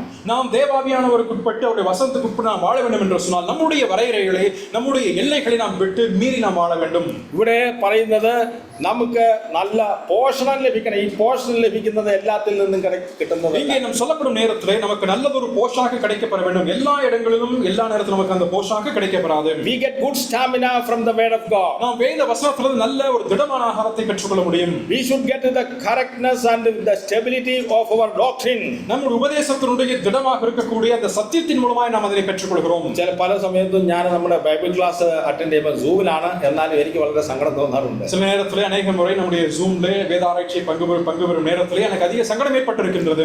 അനേക സമയം ജോസഫ് രാജൻ സഹോദരൻ ആണ് ഇപ്പോൾ നമ്മുടെ ക്ലാസ്സിൽ എടുക്കുന്നത്. பெரும்பாலான நேரத்திலே சகோதரன் ஜோசப் ராஜன் அவர்கள் நமக்கு வேத பாடத்தை எடுக்கிறார்கள். താൻ വളരെ കഷ്ടപ്പെട്ട് സമയമെടുത്ത് വചനം തയ്യാറാക്കി സംസാരിക്കാൻ വരുമ്പോൾ പങ്കു ചേരുന്നവരുടെ എണ്ണം കാണുമ്പോൾ വളരെ നിരാശ തോന്നും. எங்க பெரும்பாலான நேரத்தில் அதிகமான கஷ்டப்பட்டு பிரயாசப்பட்டு வேத ஆராய்ச்சி எடுக்க வரும் நேரத்திலே அதனுடைய பங்கு பெறுகின்றவர்களுடைய எண்ணிக்கை பார்க்கும் பொழுது அதிகமான சோர்வு ஏற்படுது. എല്ലാവരെയും ഇൻവൈറ്റ് ചെയ്തിട്ട് ഒരു വലിയ സദ്യ ഒരുക്കുമ്പോൾ അതിൽ ഒരു 15 പേര് 20 പേരെ വന്നിട്ടുള്ളൂ. எல்லா நபர்களையும் அவர்கள் வரவேற்று பின்பதாக சத்தியத்தை எடுத்து சொல்லி போதிக்கிற நேரத்திலே 15 20 பேர் மட்டும் தான் அதில் பங்கு பெறுகிறோம். അങ്ങനെ ആരെങ്കിലും അനുഭവിച്ചിട്ടുണ്ടോ? அப்படி யாராவது அனுபவிச்சிருக்கீங்களா? നിങ്ങൾ ആരൊക്കെയോ നിങ്ങളൊരു വലിയ വിരുന്നൊരുക്കിയിട്ട് വരാതിരിക്കുന്ന അനേകരെ സദ്യ ஒரு விருந்து நீங்க സദ്യ ഒരുക്കിയിട്ട് വരാതിരിക്കുന്നവർ ഉണ്ടോ? நீங்க அப்படி ஒரு பெரிய ஒரு விருந்தை நீங்கள் ஆயத்தம் செய்துவிட்டு நீங்கள் யாரும் அங்கே வரவேற்று பின்பதாக வரவில்லை என்று சொன்னால் எப்படி இருக்கும்? വിളിച്ചവരാരും വരുന്നില്ല. இங்கே அழைத்தவர்கள் யாரும் அங்கே வரவில்லை. കർത്താവ് ഒരു ഉപമ പറഞ്ഞു. இங்கே கர்த்தர் ஒரு உண்மையை சொன்னார். താനൊരു തന്റെ രാജാവുக்கு വിരുന്നൊരുക്കി. அவன் அங்கே ஒரு ராஜா ஒரு விருந்தை ஆயத்தம் செய்தான். മഹത്തുക്കളെ എല്ലാം വിളിച്ചു. எங்க இருக்கின்ற கனம் பொருந்தியவர்கள் எல்லாம் அழைத்தான். അവരാരും വന്നില്ല. அவர்கள் யாரும் வரல. വരാത്തവര് ഉണ്ടല്ല, വരാഞ്ഞത് കൊണ്ട് அவர்கள் வராத காரணத்தினாலே വഴിയരികെയും അവിടെ എവിടെയും കണ്ടവരെല്ലാം വിളിച്ചു. வழியருகே இருக்கின்ற மற்ற நபர்களையும் அங்கீகமாக இருப்பவர்களை அழைக்கிறார்கள். കർത്താവിന്റെ പോലും അറിയാവുന്ന ഒരു സംഭവമാണിത്. இங்கே கர்த்தரும் கூட அறியாதிருக்கின்ற ஒரு சம்பவமாக இருக்கின்றது. നമുക്ക് ദൈവം സ്വീകരിപ്പാനായിട്ട് ഒരുങ്ങിയിരിക്കുന്ന സ്ഥലത്തേക്ക് വരുവാനുള്ള താല്പര്യമില്ലെന്നുള്ളതാണ് എൻ്റെ യഥാർത്ഥ സത്യം. நமக்கென்று ஆயத்தம் செய்து வைத்திருக்கக்கூடிய இடத்துக்கு வர வேண்டும் என்ற ஒரு விருப்பமற்றவர்களாக நாம் வாழ்ந்து வருகிறோம். എനിക്ക് ബിസിയാണ്, ഞാൻ ജോലിയിലാണ്, நான் கொஞ்சம் பிஸியா இருக்கேன், நான் வேலையில் இருக்கேன் എന്ന് പറയുന്നവർ കാണും. அப்படி சொல்பவர்களும் இருக்கலாம். 6:30 മിക്കവാറും ജോലി ഉള്ളവരാണ്. വലിയ ജോലിയിൽ ഉത്തരവാദിത്വം ഉള്ളവർ പോലും അറ്റൻഡ് ചെയ്യുന്ന മീറ്റിങ്ങുകളെ കുറിച്ച് എനിക്ക് നന്നായിട്ട് അറിയാം. மிகப்பெரிய வேலையில் இருப்பவர்களும் கூட மாலை 6:30 மணிக்கு வந்து பங்கு பெறுகின்ற அந்த கூட்டங்களில் பொருள் எனக்கு தெரியும். എല്ലാ മീറ്റിംഗും അറ്റൻഡ് ചെയ്യാൻ സാധിക്കുമെന്നല്ല ഞാൻ പറഞ്ഞത്. ഒരു പ്രാവശ്യമെങ്കിലും അറ്റൻഡ് ചെയ്യാത്ത എത്ര സഹോദരി സഹോദരന്മാർ ഇന്ന് നമ്മുടെ எல்லா முறையும் அந்த கூட்டங்களிலே வந்து பங்கு பெற முடியும் என்று நான் சொல்லவில்லை. ஆனாலும் எப்பொழுதாவது நாம் அந்த கூட்டங்களிலே வந்து பங்கு பெறுகிறோமா என்பதை பற்றி நாம் சிந்திக்க வேண்டும். എന്ത് കേമത്വമാണ് നാം ഫെലോഷിപ്പിനെ കുറിച്ച് പറയുന്നത്? நாம் அந்த ஐக்கியத்தை பற்றி எவ்வளவு அதிகமான கனத்தை அதற்கு தருகிறோம். ഏതോ സമയത്ത് ഏതോ തടസ്സങ്ങളാൽ വരാതിരിക്കുവാൻ സാധിക്കുന്നുണ്ട്. നിനക്ക് ബുദ്ധിമുട്ടുണ്ടെങ്കിൽ അത് സഭയെ അറിയിക്കണം. ஏதாவது சமயத்தில் ஏதாவது குறிப்பிட்ட நேரத்தில் நியாயமான காரணங்களினாலே நாம் வந்து பங்கு பெற முடியாமல் போகலாம். அதை சபைக்கு அறிவிக்க வேண்டும். വരാത്തവരെ കുറിച്ച് അവർ വരുന്ന ഒരു ഹാബിറ്റ് ഇല്ല. இங்கே வராதிருப்பதை குறித்து அவர்களுக்கு அந்த பழக்கமே இல்லை. അവർക്ക് അങ്ങനെ ചില കാര്യങ്ങൾ ഹാബിറ്റ് ഇല്ല. அவர்களுக்கு அப்படிப்பட்ட சில பழக்கமே இல்லை. പ്രാർത്ഥിക്കുന്നതിന് നമുക്ക് ഒരു ഹാബിറ്റ് ഇല്ല. நீங்க ஜெபிப்பதற்கான ஒரு பழக்கமே இல்லை. നമുക്ക് വേദപുസ്തകം വായിക്കുന്ന ഒരു ഹാബിറ്റ് ഇല്ല. வேதவசனத்தை வாசிப்பதற்கான பழக்கமே இல்லை. ഇതെല്ലാം ഒരു മെനക്കെട്ട കാര്യം. இதெல்லாம் ஒரு வேலைகட்ட காரியம். ഇതിനെന്ത് യൂസ് ആണുള്ളത്? இதெல்லாம் என்ன பயன் இருக்கின்றது? വേദപുസ്തകം പറയുന്നത് അങ്ങനെയല്ല. ஆனால் வேத புத்தகம் சொல்வது அப்படி அல்ல. ഉന്നതമായിരിക്കുന്ന പോഷണം ലഭിക്കേണ്ടതിന് നീ വചനം പഠിക്കണം. உன்னதமாக இருக்கக்கூடிய போஷாக்கை நீ பெறுவதற்கு வேதவசனத்தை வாசிக்க வேண்டும். നിന്റെ വിശ്വാസത്തെ നീ പരിശോധിക്കണം. உங்களுடைய விசுவாசத்தை நீங்கள் பரிசோதிக்க வேண்டும். വിശ്വാസത്തിൽ നിലനിൽക്കുന്നുണ്ടോ എന്ന് അവരവർ തന്നെ ശോധന ചെയ്യണം. விசுவாசத்தில் நிலைநிற்கிறீர்களா இல்லையா என்பதை பற்றி அவரவர் நம்மை நாமே நிதானித்து பார்க்க வேண்டும். ഇതാണ് പൗലോസ് ഇവിടെ പറയുന്നത്. இதைத்தான் பவுல் இங்கே எடுத்துரைக்கிறார். ഒരു നല്ല ശുശ്രൂഷകന്റെ ആവശ്യം സഭകൾക്കുണ്ട്. இங்க நல்ல சுவிசேஷகனுடைய தேவை இங்கே சபைக்குண்டு. നല്ല ശുശ്രൂഷകൻ ആകുന്നത് എങ്ങനെ? இங்க நல்ல ஊழியக்காரனாய் மாறுவது எப்படி? എങ്ങനെ ഒരു നല്ല ശുശ്രൂഷനാകാൻ எப்படியாக ஒரு நல்ல ஒரு ஊழியக்காரனாய் மாறுவது? ഒന്നാമതായിട്ട് முதலாவதாக ദൈവഭക്തിക്കുള്ള തക്കവണ്ണം അഭ്യസനം ചെയ്തിരിക്കണം. இங்க தேவபக்திக்கு ஏதுவாக முயற்சி பண்ண வேண்டும். അത് അതിന്റെ 7-ാം വാക്യം നാം വായിക്കുന്നുണ്ട്. அதனுடைய 7வது வசனத்தில் நாம் வாசிக்கிறோம். തിമോത്തിയോസിന്റെ 4-ാമത്തെ 7-ാം വാക്യം നാം വായിക്കുന്നുണ്ട്. 1 തീമോത്തേയു 4:7 അതിൽ 6-ാം വാക്യത്തിൽ വിശ്വാസത്തിന്റെ സതുപദേശത്തിന്റെ വചനത്താൽ പോഷണം ലഭിക്കണമെന്ന് നാം 6-ാം വാക്യത്തിൽ വായിച്ചു. 6வது வசனத்தில் விசுவாசத்துக்குரிய வார்த்தைகளிலும் நீ அனுசரித்து வந்த போதகத்திலும் தேறினவனாகி அப்பொழுது இயேசு கிறிஸ்துவுக்கு நல்ல ஊழியக்காரனாய் இருப்பாய் என்கிறார். അഭ്യാസം ചെയ്യണമെന്ന് 7-ാം വാക്യത്തിൽ നാം കാണുന്നു. 7வது வசனத்திலே முயற்சி பண்ணுங்கள் என்று அங்கே சொல்லப்படுகிறது.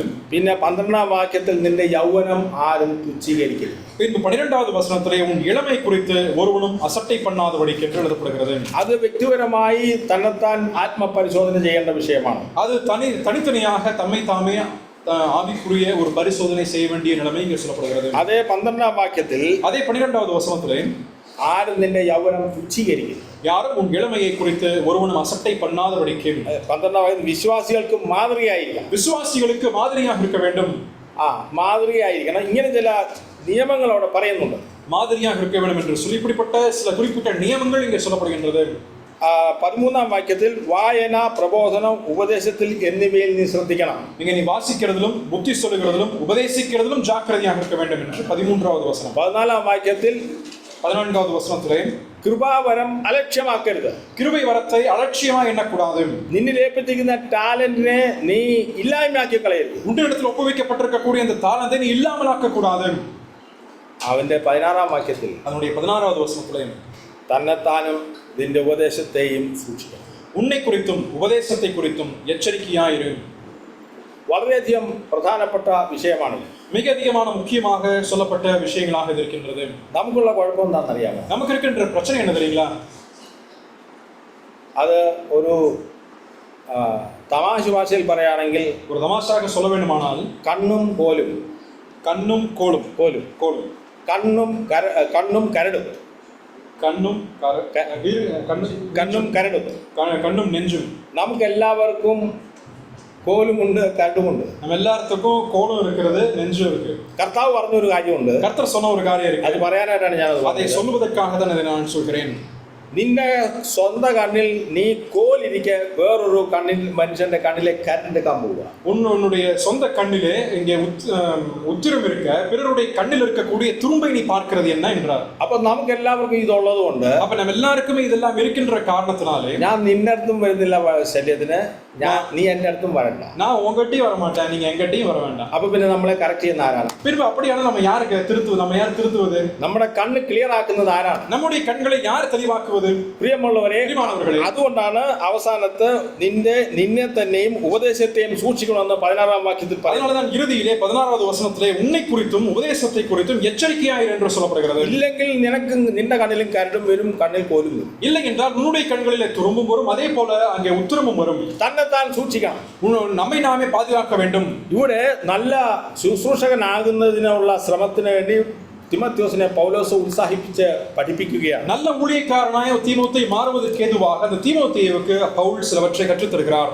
അങ്ങനെ പൗലോസ് പറഞ്ഞു വരുന്ന കൂട്ടത്തിൽ இப்படி சொல்லி வரக்கூடிய சில விஷயங்களிலே ഈ വിഷയങ്ങൾ നീ ആജ്ഞാപിക്കണം. நீ இவைகளை நீ கடைபிடிக்க வேண்டும். ആജ്ഞാപിക്കുകയും ഉപദേശിക്കുകയും நீ கடைபிடிக்கவும் வேண்டும், பின்பதாக அதை கற்றுக் கொடுக்கவும் வேண்டும். എന്താണ് ആജ്ഞാപനം? அதனுடைய கற்றுக் கொடுத்தல் என்ன? അത് നിയമമാക്കുക. அதனுடைய கட்டளைகள் என்ன? கட்டளைகள் என்ன? രണ്ടാമത് ഉപദേശിക്കുക. இரண்டாவதாக நீ உபதேசிக்க வேண்டும், അഡ്വൈസ് ചെയ്യാം, அறிவுரை சொல்ல வேண்டும், അത് കൗൺസിൽ ചെയ്ത് പറഞ്ഞ് മനസ്സിലാക്കി കൊടുക്കണം. அதனை ஆலோசனையாக அதனை பிறருக்கு புரிந்து கொள்ளும் வண்ணம் அதனை எடுத்துரைக்க வேண்டும். ആരും നിന്റെ യൗവനം തുച്ഛീകരിക്കരുത്. ஒருவரும் உன்னுடைய இளமை குறித்து அசட்டையாக எண்ணக்கூடாது. കാരണം നിന്റെ ചെറുപ്പത്തെ കുറിച്ച് உன்னுடைய சிறு பிராயத்தை குறித்து ആൾക്കാർ നിന്നെ കളിയാക്കി മടുപ്പിച്ചു വിടാൻ സാധ്യതയുണ്ട്. இங்கே ஏனென்றால் இளமை குறித்து மற்ற நபர்கள் பார்த்து ஏளனமாக பேசுவதற்கு ஏதுவான வாய்ப்புகள் உண்டு. അതുകൊണ്ട് അങ്ങനെയുള്ള രീതികളിൽ നിന്റെ അപ്രോച്ച് പ്രത്യേകം ശ്രദ്ധിച്ചോ. ஆகவே அப்படிப்பட்ட நிலைமைகளிலே உங்களுடைய அணுகுமுறை மிக மிக தெளிவுள்ளதாக இருக்க வேண்டும். പ്രായമുള്ളവരോട് സംസാരിക്കുമ്പോൾ வயதுள்ளவர்களிடத்தில் பேசும் பொழுது നിന്റെ മര്യാദ കാണിച്ചു. நீங்கள் அதற்கு ஏதுவான கனத்தை காண்பிக்க வேண்டும். നീ പറയുന്നത് ശരിയാണെന്ന് വിചാരിച്ച് நீங்க சொல்றதுதான் பேசுவதுதான் சரி என்பதை நினைத்துக் கொண்டு മര്യാദ കേടായിട്ട് എങ്ങും ഇടപെടാൻ പാടില്ല. இங்கே மரியாதை குறைவாக ஒருபோதும் ஈடுபடக்கூடாது. നിനക്ക് വചനം കൂടുതൽ അറിയാമെന്ന് വിചാരിച്ച് நீங்க உங்களுக்கு வசனம் அதிகமாக தெரியும் என்று நினைத்துக் கொண்டு നീ വളരെ മര്യാദയ്ക്ക് സംസാരിക്കണം. நீங்க மரியாதை குறைவாக பேசக்கூடாது. നിന്റെ ചെറുപ്പത്തിന്റെ മുഷ്ക് അവിടെ പ്രകടമാകാൻ പാടില്ല. உங்களுடைய இளம் பிராயத்தினுடைய அதனுடைய வீரியத்தை நீங்கள் அங்கே காண்பிக்க கூடாது. ഈ പറഞ്ഞ കാര്യങ്ങൾ നീ ആജ്ഞാപിക്കുകയും ഉപദേശിക്കുകയും ചെയ്യുമ്പോൾ ഈ കാര്യങ്ങൾ ശ്രദ്ധിക്കണം. நீ கட்டளையாக சொல்லி அதனை போதிக்கும் நேரத்திலே என்று பவுல் சொல்கிறார். പിന്നെ നീ മാതൃകയായിരിക്കണം. நீ மாதிரியாக இருக்க வேண்டும். ചില കാര്യങ്ങൾ 5 കൂട്ടം കാര്യങ്ങൾ മാതൃകയായിരിക്കാൻ പറഞ്ഞിട്ടുണ്ട്. 5 வகையா இருக்கக்கூடிய விஷயங்களில் நீ மாதிரியாக இருக்க வேண்டும் என்று எழுதப்படுகின்றது. വിശ്വാസികളായ നമുക്കും മാതൃകയായിട്ട് ഈ ഇത് നമ്മളോട് സംസാരിക്കുന്ന വിഷയമാണ്. விசுவாசிகளாக இருக்கின்ற நமக்கும் கூட இந்த 5 விஷயங்களிலும் முன்மாதிரியாக இருக்க வேண்டும் என்றும் சொல்லப்பட்டிருக்கிறது. ബി ആൻ എക്സാമ്പിൾ എന്നവിടെ രേഖപ്പെടുത്തിയിരിക്കുകയാണ്. நீ இதிலே முன்மாதிரியாக இரு. അത് ഒരു എക്സാമ്പിൾ എന്ന് പറഞ്ഞാൽ അതുപോലെ ആവേണ്ട കോപ്പി അതുപോലെ ചെയ്യേണ്ട ആവശ്യമില്ല. இதை ஒரு எடுத்துக்காட்டு என்று சொல்லப்படும் நேரத்தில் அதற்கு ஏதுவாக அதற்கு ஒத்த வண்ணமாக நாம் இருக்க வேண்டும் என்பதுதான். ഇവിടെ പറയുന്ന 5 കൂട്ടം കാര്യങ്ങളെ കുറിച്ചുകൂടെ പറഞ്ഞ് ഞാൻ അവസാനിപ്പിക്കാൻ ആഗ്രഹിക്കുന്നു. இங்கே சொல்லப்பட்டுள்ள 5 வகையான விஷயங்களை பற்றி நான் சொல்லி நான் நிறைவு செய்ய வேண்டும் என்று விரும்புகிறேன். മാതൃകയായിരിക്കേണ്ട വിഷയങ്ങൾ, முன்மாதிரியாக இருக்க வேண்டிய விஷயங்கள். ഒന്നാമതോടെ പറയുന്നത് വാക്കുകളിൽ, முதலாவதாக இங்கே சொல்லப்படுவது வார்த்தைகள். രണ്ടാമത് നിന്റെ നടപ്പിൽ, இரண்டாவதாக உங்களுடைய நடக்கை, മൂന്നാമതായിട്ട് പറയുന്നത് സ്നേഹത്തിൽ, மூன்றாவதாக உங்களுடைய அன்பு, പിന്നെ നിന്റെ വിശ്വാസത്തിൽ, பின்பு உங்களுடைய விசுவாசம், അഞ്ചാമത് നിർമ്മലതയിൽ, ஐந்தாவதாக கற்பு. ശ്രദ്ധിക്കേണ്ടതായ 5 കൂട്ടം കാര്യങ്ങൾ പറയുന്നുണ്ട്. கவனிங்கள், இந்த 5 விஷயங்கள் ചില ഇംഗ്ലീഷ് വേർഷനിൽ 6ാമത് ആത്മാവിലും എന്ന് പറയുന്നുണ്ട്. சில ஆங்கில மொழியாக்கத்திலே 6ஆவதாக ஆவியிலும் என்று அங்கே சொல்லப்பட்டிருக்கிறது. അത് നമുക്ക് 5 എണ്ണത്തിൽ ഇന്ന് രാവിലെ അല്പം സമയമെടുത്ത് ചിന്തിച്ച് അവസാനിപ്പിക്കാം. நம்முடைய கொஞ்ச நேரம் இந்த நாள் காலையில் நாம் எடுத்து 5 விஷயங்களை பற்றி நாம் தியானித்து பின்பதாக நிறைவு செய்யலாம். നാം വാക്കില് എന്ന് നാം ഒരു എക്സാമ്പിൾ ആയിരിക്കണം. நாம் நம்முடைய வார்த்தைகளிலே முன்மாதிரியாக விளங்க வேண்டும். പറഞ്ഞല്ലോ, നമ്മൾ ഉപയോഗിക്കുന്നത് ആരാധനയ്ക്ക് ഉപയോഗിക്കുന്ന ഒരു അവയവമാണല്ലോ നമ്മുടെ നാക്ക്. நான் ஏற்கனவே சொன்னது போல நம்முடைய ஆராதனைக்கென்று பயன்படுத்தக்கூடிய ஒரு அவயவமாக இந்த நாவு இருக்கிறது அல்லவா? ഓരോ സ്ഥലത്ത് ചെല്ലുമ്പോൾ അതിന്റെ ഉപയോഗം വേറെ വേറെ രീതിയിൽ മാറി മാറി വരും. ஒவ்வொரு இடத்திற்கு நாம் மாறி மாறி போகும் நேரத்தில் அதனுடைய பயன்பாடு ஒவ்வொரு விதமாக மாறி போகின்றது. നാക്ക് ഉപയോഗിക്കാതിരിക്കുമ്പോൾ അതൊന്നും അറിയാത്തതുപോലെ പോയി സ്വസ്ഥമായിട്ട് അതിന്റെ സ്ഥാനത്ത് പോയിരിക്കുകയാണ്. நீங்க நாவை நாம் பயன்படுத்தாதிருந்த நேரத்தில் நாம் அதற்கு ஏதுவாக இருக்கின்ற இடத்திலே சென்று அமைதலாக அது அமர்ந்து கொள்ளும். അത് കണ്ടാൽ തോന്നും, അയ്യോ എത്രയോ പാവമാണ്, அதை பார்த்தாலே எவ்வளோ பாவம்னு சொல்லி நமக்கு தெரியும். അത് എത്രയോ സോഫ്റ്റ് ആണ്, அது எவ்வளவு மென்மையாக இருக்கிறது என்று நம்ம நினைக்க தோணும். അതിലെപ്പോഴും ഈർപ്പമുണ്ടല്ലോ, ഈർപ്പം. அதில் எப்பவுமே ஈரப்பதம் இருக்கிறது அல்லவா? അയ്യോ അത് തീ കത്തിക്കുന്നതാ, ഈർപ്പമുള്ളതാണെങ്കിലും அது ஈரப்பதம் இருந்தால் அதை நெருப்பி பற்றி எரிக்கக்கூடியதாக இருக்கிறது. ദൈവമുള്ളവരെ, പ്രിയപ്പെട്ടവരെ, பிரியமானவர்களே, നാക്കിന്റെ ശക്തിയെ കുറിച്ച് യാക്കോബിന്റെ ലേഖനത്തിൽ വ്യക്തമായിട്ട് എഴുതിയിട്ടുണ്ട്. நாவினுடைய ஆற்றலை குறித்து யாக்கோபு நிருபத்தில் மிக தெளிவாக எழுதப்பட்டிருக்கிறது. ജീവചക്രത്തിന് തീ കൊളുത്താൻ കൊള്ളാമല്ലോ. இங்கே வாழ்க்கையினுடைய சக்கரத்தில் அதை நெருப்பை கொளுத்துவதற்கும் அது காற்றல் உண்டு. നിന്റെ ജീവിതം നശിപ്പിച്ച് നീ നശിച്ചു പോകാനായിട്ട് ആ നാക്കുകൾ ഉപയോഗിക്കാൻ. உங்களுடைய வாழ்க்கை அழிந்தும் பிறருடைய வாழ்க்கை அழிப்பதற்கும் அந்த நாவு போதுமானதாக ஆற்றல் பெற்றிருக்கிறது. അവിടെ ആരംഭിക്കാൻ നാം പലരും പലതിലും തെറ്റിപ്പോകും. நாம் அந்த நாவிலே பலரும் பல விதங்களிலே நாம் தவறி போகின்றோம். എന്തുകൊണ്ടാണ് തെറ്റുന്നത്? எது நிமித்தமாக நாம் தவறி போகிறோம்? നമ്മൾ ഒത്തിരി സംസാരിക്കുന്നു. நாம் அதிகமாய் நாம் பேசிக்கொண்டே இருக்கிறோம். സംസാരം നമ്മുടെ നാക്കിനെ പലപ്പോഴും പല രീതികളിലാണ് ഉപയോഗിക്കുന്നത്. நம்முடைய பேச்சு பல நிலைமைகளிலே பல விதங்களிலே அங்கே வெளிப்பட்டு வருகிறது. വ്യക്തിപരമായിട്ട് ഞാൻ ആരെയും കുറിച്ച് ഉദ്ദേശിച്ച് പറയുന്നതല്ല. நான் தனிப்பட்ட முறையில் யாரையும் நான் மனதில் வைத்து நான் இதனை பேசவில்லை. പൊതുവെ നമ്മുടെ സഭകളിൽ എല്ലാ സഭകളിലും ഉള്ളതാണ്. பொதுவாக நம்முடைய எல்லா சபைகளிலும் நடக்கக்கூடிய விஷயமாக இருக்கிறது. വാക്കുകളിൽ നാം പലരും തെറ്റിപ്പോകുന്നുണ്ട്. நாம் நம்முடைய வார்த்தைகளிலே பல நிலைமைகளிலே நாம் தவறி போகிறோம். യാക്കോബിന്റെ ലേഖനം 3-ാം അധ്യായത്തിലാണ് അതിനെക്കുറിച്ച് വിവരമായിട്ട് എഴുതിയിരിക്കുന്നത്. யாக்கோபினுடைய 3-ஆம் அதிகாரத்திலே அதை குறித்து மிக தெளிவாக எழுதப்பட்டிருக்கிறது. അവിടുത്തെ പ്രമേയം നാക്കാണ്. அங்கே இருக்கின்ற முக்கிய விஷயம் அந்த அவயவம் நாவாக இருக்கிறது. പുറപ്പാട് പുസ്തകം 23-ന്റെ 1-ാം വാക്യത്തിൽ யாத்திராகம் 23-ஆம் அதிகாரத்திலே വ്യാജ വർത്തമാനം പരത്തരുത് എന്ന് ഒരു നിയമം പറയുകയാണ്. எங்கே பொய்யான இடாதிருப்பீர்களாக என்று அங்கே ஒரு குறிப்பிட்ட கட்டளை சொல்லப்படுகிறது. എന്താണ് അതിന്റെ അർത്ഥം? அதனுடைய அர்த்தம் என்ன? വ്യാജ വർത്തമാനം പരക്കുമോ ഇല്ലയോ? எங்கே பொய் செய்திகளை பரப்புவது.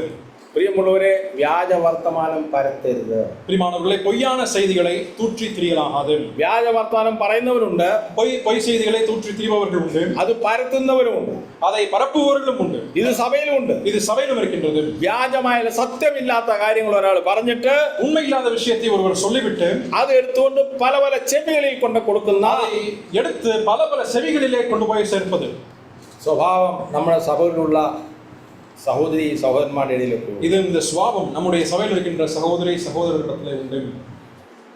ഇത് നമ്മുടെ നാക്കിനെ കുറിച്ച് പഴയ നിയമത്തിൽ പറയുന്ന ഒരു റെഫറൻസ് ആണ്. இது அந்த நாவை குறித்த பழைய ஏற்பாட்டிலே சொல்லப்படுகின்ற ஒரு வேத குறிப்பாக இருக்கிறது.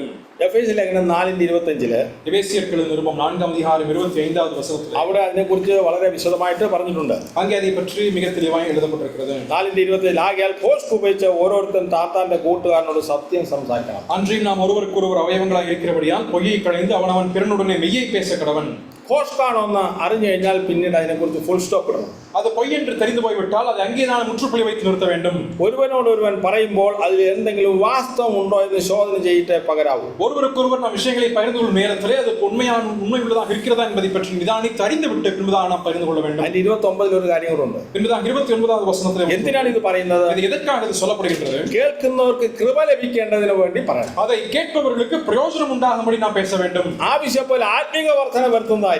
அதனை கேட்பவர்களுக்கு ஆவிக்குரிய பிரயோஜனம் உண்டாக வேண்டும். അതിനായിട്ട് നല്ല വാക്കുകൾ ഉപയോഗിക്കണം. அதற்கான நல்ல வார்த்தைகளை பயன்படுத்த வேண்டும். ആകാത്തതൊന്നും നിങ്ങളുടെ വായിൽ നിന്ന് ஆகாததொன்றும் உங்களுடைய வாயிலிருந்து புறப்படலாகாது. ഈ നാക്ക് കിടന്ന് ഇങ്ങനെ പ്രവർത്തിക്കുമ്പോൾ இந்த நாவு இப்படியாக இருந்து பேசும் பொழுது നമ്മുടെ വേറൊരു അവയവം അതിനോട് വളരെ യോജിക്കാറുണ്ട്. அதனோட கூட வேறொரு அவயவம் அதிகமாக அதனோட இணைந்து அப்படியே செல்கின்றதை பார்க்க முடியும். അയാൾ ഒരിക്കലും മുന്നേ വന്ന് നിൽക്കില്ല. அவன் எப்போ முன்னாடி வந்து நின்று பேச மாட்டாரு. അതിൽ നമ്മുടെ സൈഡിലായിരിക്കും നിൽക്കുക. அது எப்பவுமே சைட்ல தான் நின்று பேசும். ആരാണെന്ന് അറിയാമോ? அது யார் தெரியுமா?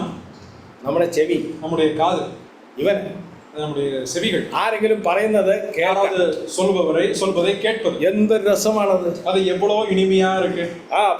വേദപുസ്തകത്തിൽ പറയുന്നുണ്ട് അത് വളരെ കർണരസമായിട്ട്, அதை மிகவும் இனிமையானது என்று சொல்லி செவிக்கு இன்பமாக இருக்கிறது என்று வேத புத்தகத்திலே சொல்லப்படுகிறது. இச்சிங் இயர்ஸ், அதை செவித்தினமுள்ளவர்களாக மாற்றுகின்றது. டிங்லிங் இயர்ஸ், அதை செவிகளை நமக்கு அப்படியே ചെവി ചൊറിയുക. ചെവി കാത് அப்படியே சொரிஞ்சிட்டே இருக்கும். ചെവി ചൊറിച്ചിൽ വരുമ്പോൾ അങ്ങോട്ട് ചൊറിയുമ്പോൾ അതിന് പ്രത്യേക അനുഭൂതി ഇല്ലേ? இங்க காது அப்படியே நமக்கு சொரியும்போது அப்படியே குறிப்பிட்ட நல்ல அப்படியே இன்பமா இருக்குல்லவா? നാട്ടിൽ പണ്ട് കണ്ടിട്ടുണ്ട് ഈ പിന്നെ പക്ഷികളുടെ തൂവലുകൾ എടുത്തിട്ട് ചെവിക്കകത്തിട്ട് തേടുന്ന കണ്ടിട്ടുണ്ട്. நான் சொந்த ஊர்ல பார்த்திருக்கிறேன். என்னன்னா அந்த பறவைகளுடைய இறகுகள் எடுத்து அப்படியே காது அப்படியே நோண்டிட்டே இருப்பாங்க. അയാൾ അത് എൻജോയ് ചെയ്യും. അതിൽ അത് அப்படியே ரொம்ப இன்பமா அப்படியே குதூகலிச்சு. അതെങ്ങനെ മനസ്സിലാക്കുന്ന അയാളുടെ മുഖത്തെ ഭാവവും അയാളുടെ എല്ലാം ഭയങ്കര കോസ്റ്റ് മാറുന്ന பார்த்தா அவருடைய முகத்தை பார்த்தாலே தெரியும் அப்படியே ரொம்ப அப்படி லயிச்சு போயிருப்பாரு. അത് ഏതാനും സെക്കൻഡേ ഉള്ളൂ. அது ஏதோ ஒரு கொஞ்சம் செகண்ட் தான் இருக்கும், நிமிஷங்கள் வினாடிகள் தான். എന്നാലും അത് ചെയ്യാറുണ്ട്. அதை என்ன செய்யறாங்க? ഡോക്ടർമാരെ പറയുന്നത് ചെയ്യരുത്. அதை செய்ய வேண்டாம் என்று சொல்லி மருத்துவர்கள் அறிவுறுத்துகிறார்கள். ചെവിക്ക് ചൊറിച്ചിലുണ്ടെങ്കിൽ എന്താണ് ചെയ്യേണ്ടത്? காதுகளில் அரிப்பு ஏற்படுமானால் என்ன செய்ய வேண்டும்? ചെവിക്കകത്തൊന്നും ഇടக்கூடாது. செவிக்குள்ள ஒண்ணும் போடக்கூடாது. നീ ഡോക്ടറെ അടുത്ത് തന്നെ പോകണം. நீ மருத்துவரை பார்க்க வேண்டும். ഡോക്ടർ അത് പരിശോധിക്കും. அதை மருத்துவர் பரிசோதிப்பார். പ്രിയമുള്ളവരെ, மாணவர்களே, ഇച്ചിങ് തോന്നുന്നുണ്ടെങ്കിൽ നിനക്ക് പരിശോധനയുടെ ആവശ്യമുണ്ട്. எங்க காதுகளிலே சில சொறிப்பு இருக்கும் என்று சொன்னால் நாம் பரிசோதித்து பார்க்க வேண்டும். അത് ക്ലീൻ ചെയ്യേണ്ട ആവശ്യമുണ്ട്. அதை சுத்தமாக்க வேண்டிய தேவை உண்டு. അല്പം മരുന്ന് അതിൽ ഒഴിച്ചിട്ട് അവരത് കുതിർത്തിട്ട് പിന്നെ അത് മുഴുവൻ ക്ലീൻ ചെയ്യുന്നതായിരിക്കും. இங்கே கொஞ்சம் அதிலே மருத்துவர்கள் மருந்தை இட்டு பின்பதாக அதை முழுவதுமாக சுத்தம் செய்து அகற்றுவார்கள். നമ്മുടെ നാക്കും നമ്മുടെ ചെവിയും വളരെയധികം നമ്മുടെ സഭകളിൽ പ്രവർത്തിക്കാറുണ്ട്. நம்முடைய நாவும் நம்முடைய செவியும் அதிகமாக சபைகளிலே செயல்படுகின்றதை பார்த்திருக்கிறீர்கள். ശ്രദ്ധിക്കുക, അത് നമുക്ക് നമ്മുടെ ആ ജീവിതത്തിൽ എല്ലാ കയ്പും. അതിന്റെ 31-ാം വാക്യം എഫേസ്യ ലേഖനം 4:31 എഫേസ്യർ 4:31 എല്ലാ കയ്പും കോപവും ക്രോധവും കുറ്റാരവും ദൂഷണവും സകല ദുർഗുണവുമായി നിങ്ങളെ വിട്ടൊഴിയട്ടെ. சகலவிதமான கசப்பும் கோபமும் மூர்க்கமும் கூக்குரலும் தூஷணமும் மற்ற எந்த துர்க்குணமும் உங்களை விட்டு நீங்க கடவுது. ஒரு மாசிவ் கிளீனிங் நமக்கு அவசியமுണ്ട്. நமக்கு முழுவதுமான ஒரு பெரிய ஒரு சுத்திகரிப்பு அவசியமாக இருக்கிறது. அது நல்ல சுசூஷகனாக ஆവശ്യമുണ്ട്. அது நல்ல ஊழியக்காரனாய் மாறுவதற்கு உதவி உள்ளதாக இருக்கும். എന്ത് വേണം? സങ്കീർത്തനം 19:24 വാക്യത്തിൽ, சங்கீதம் 19:14 വചനം, 19-ാം സങ്കീതം 14-வது വചനം, അവിടെ പറയുന്ന എന്റെ വായിലെ വാക്കുകളും എന്റെ ഹൃദയത്തിലെ ധ്യാനവും നിനക്ക് പ്രസാദകരമായിരിക്കും. என்னுடைய வாயின் வார்த்தைகளும் இருதயத்தினுடைய தியானமும் உமக்கு பிரீதியாய் இருப்பதாக என்று சொல்கிறார். My mouth and my heart, என்னுடைய வாயும் என்னுடைய இருதயமும். അതാണ് നമ്മൾ രാവിലെ ആരാധനയ്ക്ക് ഉപയോഗിച്ചത്. அதைத்தான் நம்முடைய காலையில் நம்முடைய ஆராதனைக்கென்று பயன்படுத்தினோம். നമ്മുടെ വായും നമ്മുടെ ഹൃദയവുമാണ് കർത്താവിന്റെ സന്നിധിയിൽ കാണിച്ചത്. நம்முடைய வாயையும் நம்முடைய இருதயத்தையும் தான் கர்த்தருடைய சமூகத்திலே காலையில் நாம் காண்பித்தோம். അതുകൊണ്ട് നാം ആരാധിക്കാൻ വരുമ്പോൾ നമ്മുടെ നാക്കിനെയും നമ്മുടെ ഹൃദയത്തെയും ശ്രദ്ധയോടുകൂടി വീട്ടിൽ നിന്ന് കൊണ്ടുവരണം. அது நிமித்தமாக நாம் நம்முடைய ஆராதனைக்கென்று கடந்து வரும் நேரத்தில் நம்முடைய இருதயத்தையும் நம்முடைய நாவையும் நாம் சரியான விதத்தில் நிதானித்து பார்த்து வீட்டிலிருந்து கொண்டு வர வேண்டும். രണ്ടാമത് ഇവിടെ പറഞ്ഞിരിക്കുന്നത് നടപ്പിനെ കുറിച്ചാണ്. இரண்டாவதாக இங்கே 1 தீமோத்தேயு 4:12 சொல்லப்படுவது நடக்கையாகும். അവിടെ നടപ്പ് അത് കോൺവെർസേഷൻ, നമ്മുടെ ജീവിതം. அங்கே நடக்கை என்று சொல்வது நம்முடைய வாழ்க்கை முறையாக இருக்கின்றது. തീത്തോസിന്റെ ലേഖനം 2:10 ഇങ്ങനെ പറയുന്നുണ്ട്. തീത്തു 2-ാം അധികാരം 10-வது വചനത്തിൽ இப்படி சொல்லப்படுகின்றது. എതിർ പറയുകയോ വഞ്ചിച്ചടിക്കുകയോ ചെയ്യാതെ സകലത്തിലും നല്ല വിശ്വസ്തത കാണിക്കുന്നവരുമായിരിപ്പീൻ. എങ്ങനെ നിങ്ങൾ ടൈറ്റസ് நீங்கள் எதிர்ப்பு 10-வது வசனம் 2:10 கீழ்ப்படிந்திருந்து எதிர்த்து பேசாமல் எல்லாவற்றிலும் பிரியம் உண்டாக நடந்து கொள்ளவும், നല്ല വിശ്വസ്തത കാണിക്കുന്നവരായിരിക്കണം. நல்ல உண்மைத்தன்மையை காண்பிக்கிறவர்களாக இருக்க வேண்டும். ജീവിതത്തിൽ പ്രത്യേകമായ ഒരു ആവശ്യമാണ് വിശ്വസ്തത. ഒരു വിശ്വാസിക്ക് ആവശ്യമുള്ളത് വിശ്വസ്തത. ദൈവത്തിലുള്ള വിശ്വാസം പോലെ തന്നെ നമ്മുടെ ഹൃദയത്തെ ആർക്കും വിശ്വസിക്കാൻ ഒക്കുന്നതായിരിക്കും. இங்கே தேவனுடைய கூட இருக்கின்ற உண்மை போலவே இங்கே பிறரும் நம்மை பார்த்து நம்புவதற்கு ஏதுவான உண்மைத்தன்மை நம்முடைய வாழ்க்கையில் அதிகமாக தேவைப்படுகிறது.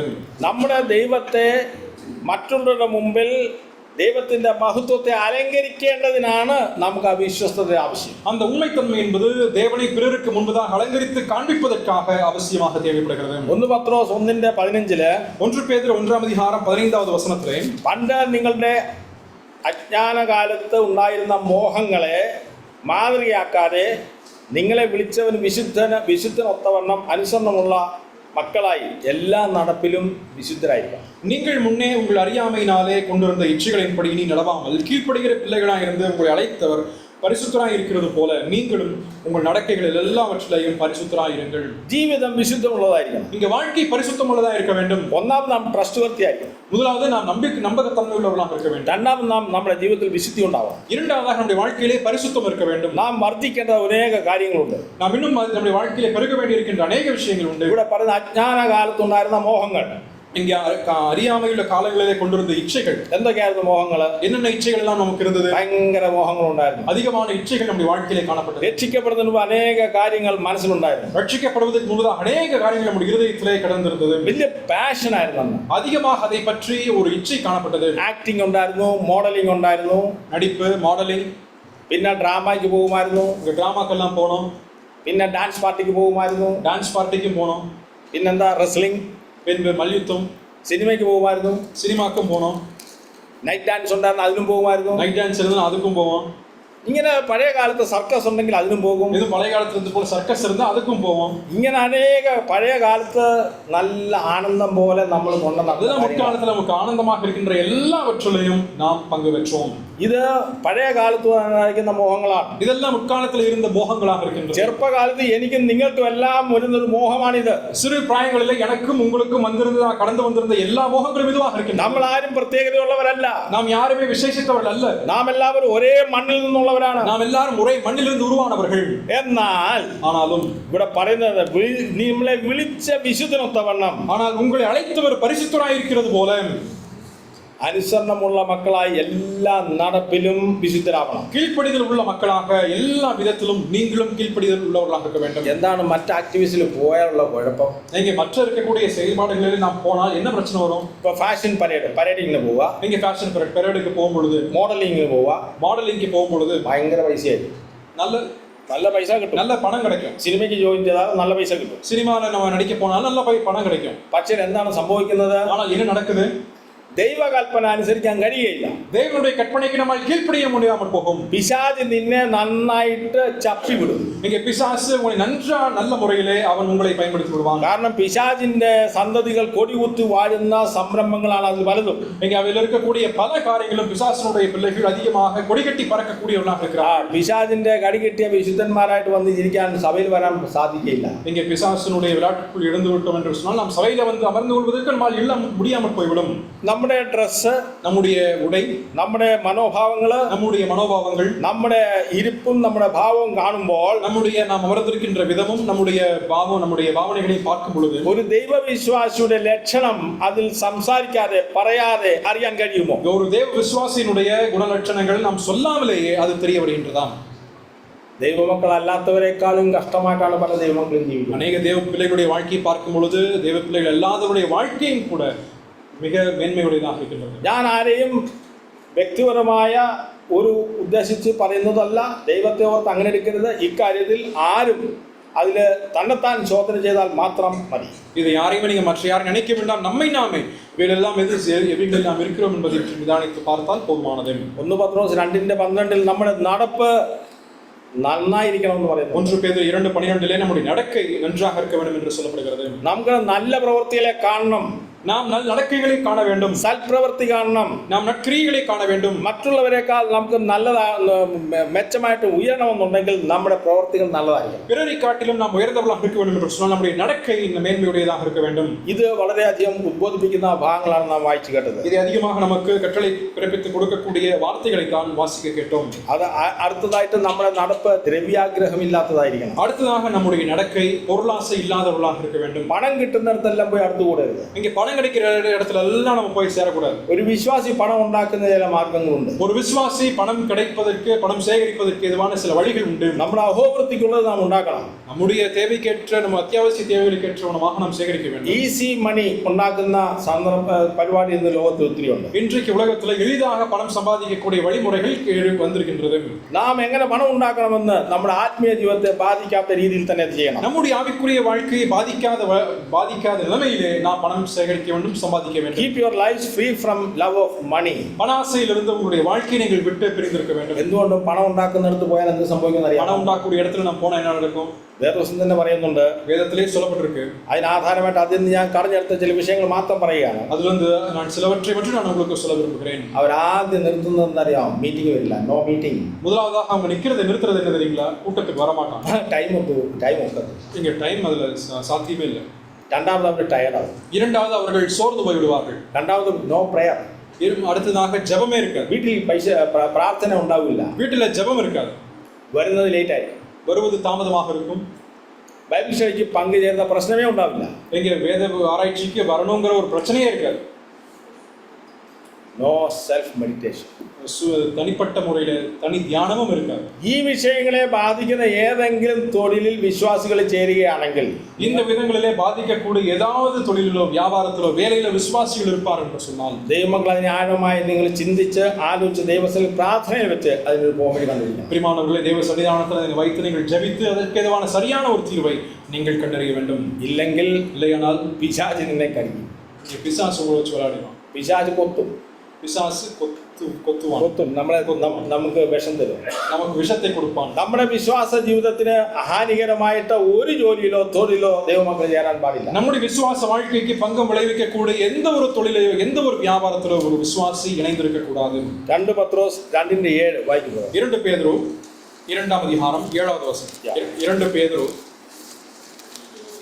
2ஆம் அதிகாரம் 7வது வசனம். அக்கிரமக்காரருக்குள் வாசமாயிருக்கையில் அவர்களுடைய காமவிகார நடக்கையால் வருத்தப்பட்டு நாள்தோறும் அவர்களுடைய அக்கிரம கிரியைகளை கண்டு கேட்டு நீதியுள்ள தன்னுடைய இருதயத்தில் வாதிக்கப்பட்ட நீதிமானாகிய லோத்தை அவர் ரட்சித்திருக்க ദൃഷ്ടാന്തമായി വെച്ചിരിക്കുകയാണ്. இதெல்லாம் திருஷ்டாந்தமாக எழுதப்பட்டிருக்கிறது. ലോത്ത് എന്താണ് നോക്കി പോയത്? லோத் எதை பார்த்து போனான்? നല്ല ജീവിതം നോക്കി പോയതാ. நல்ல வாழ்க்கை முறையை பார்த்து போனான். നല്ല സമ്പത്തും പൈസയും ഉണ്ടാക്കാൻ പോയതാണ്. நல்ல பணத்தை உண்டாக்குவதற்காக போனான். അവ എവിടാ പോയെന്നറിയാമോ? அவன் எங்க போனான் தெரியுங்களா? ഭക്തി കെട്ടവരുടെ ഇടയിൽ പോയി പാർക്കും. எங்க அவபக்தி உள்ளவர்கள் மத்தியிலே அவன் சென்று போய் தங்கினான்.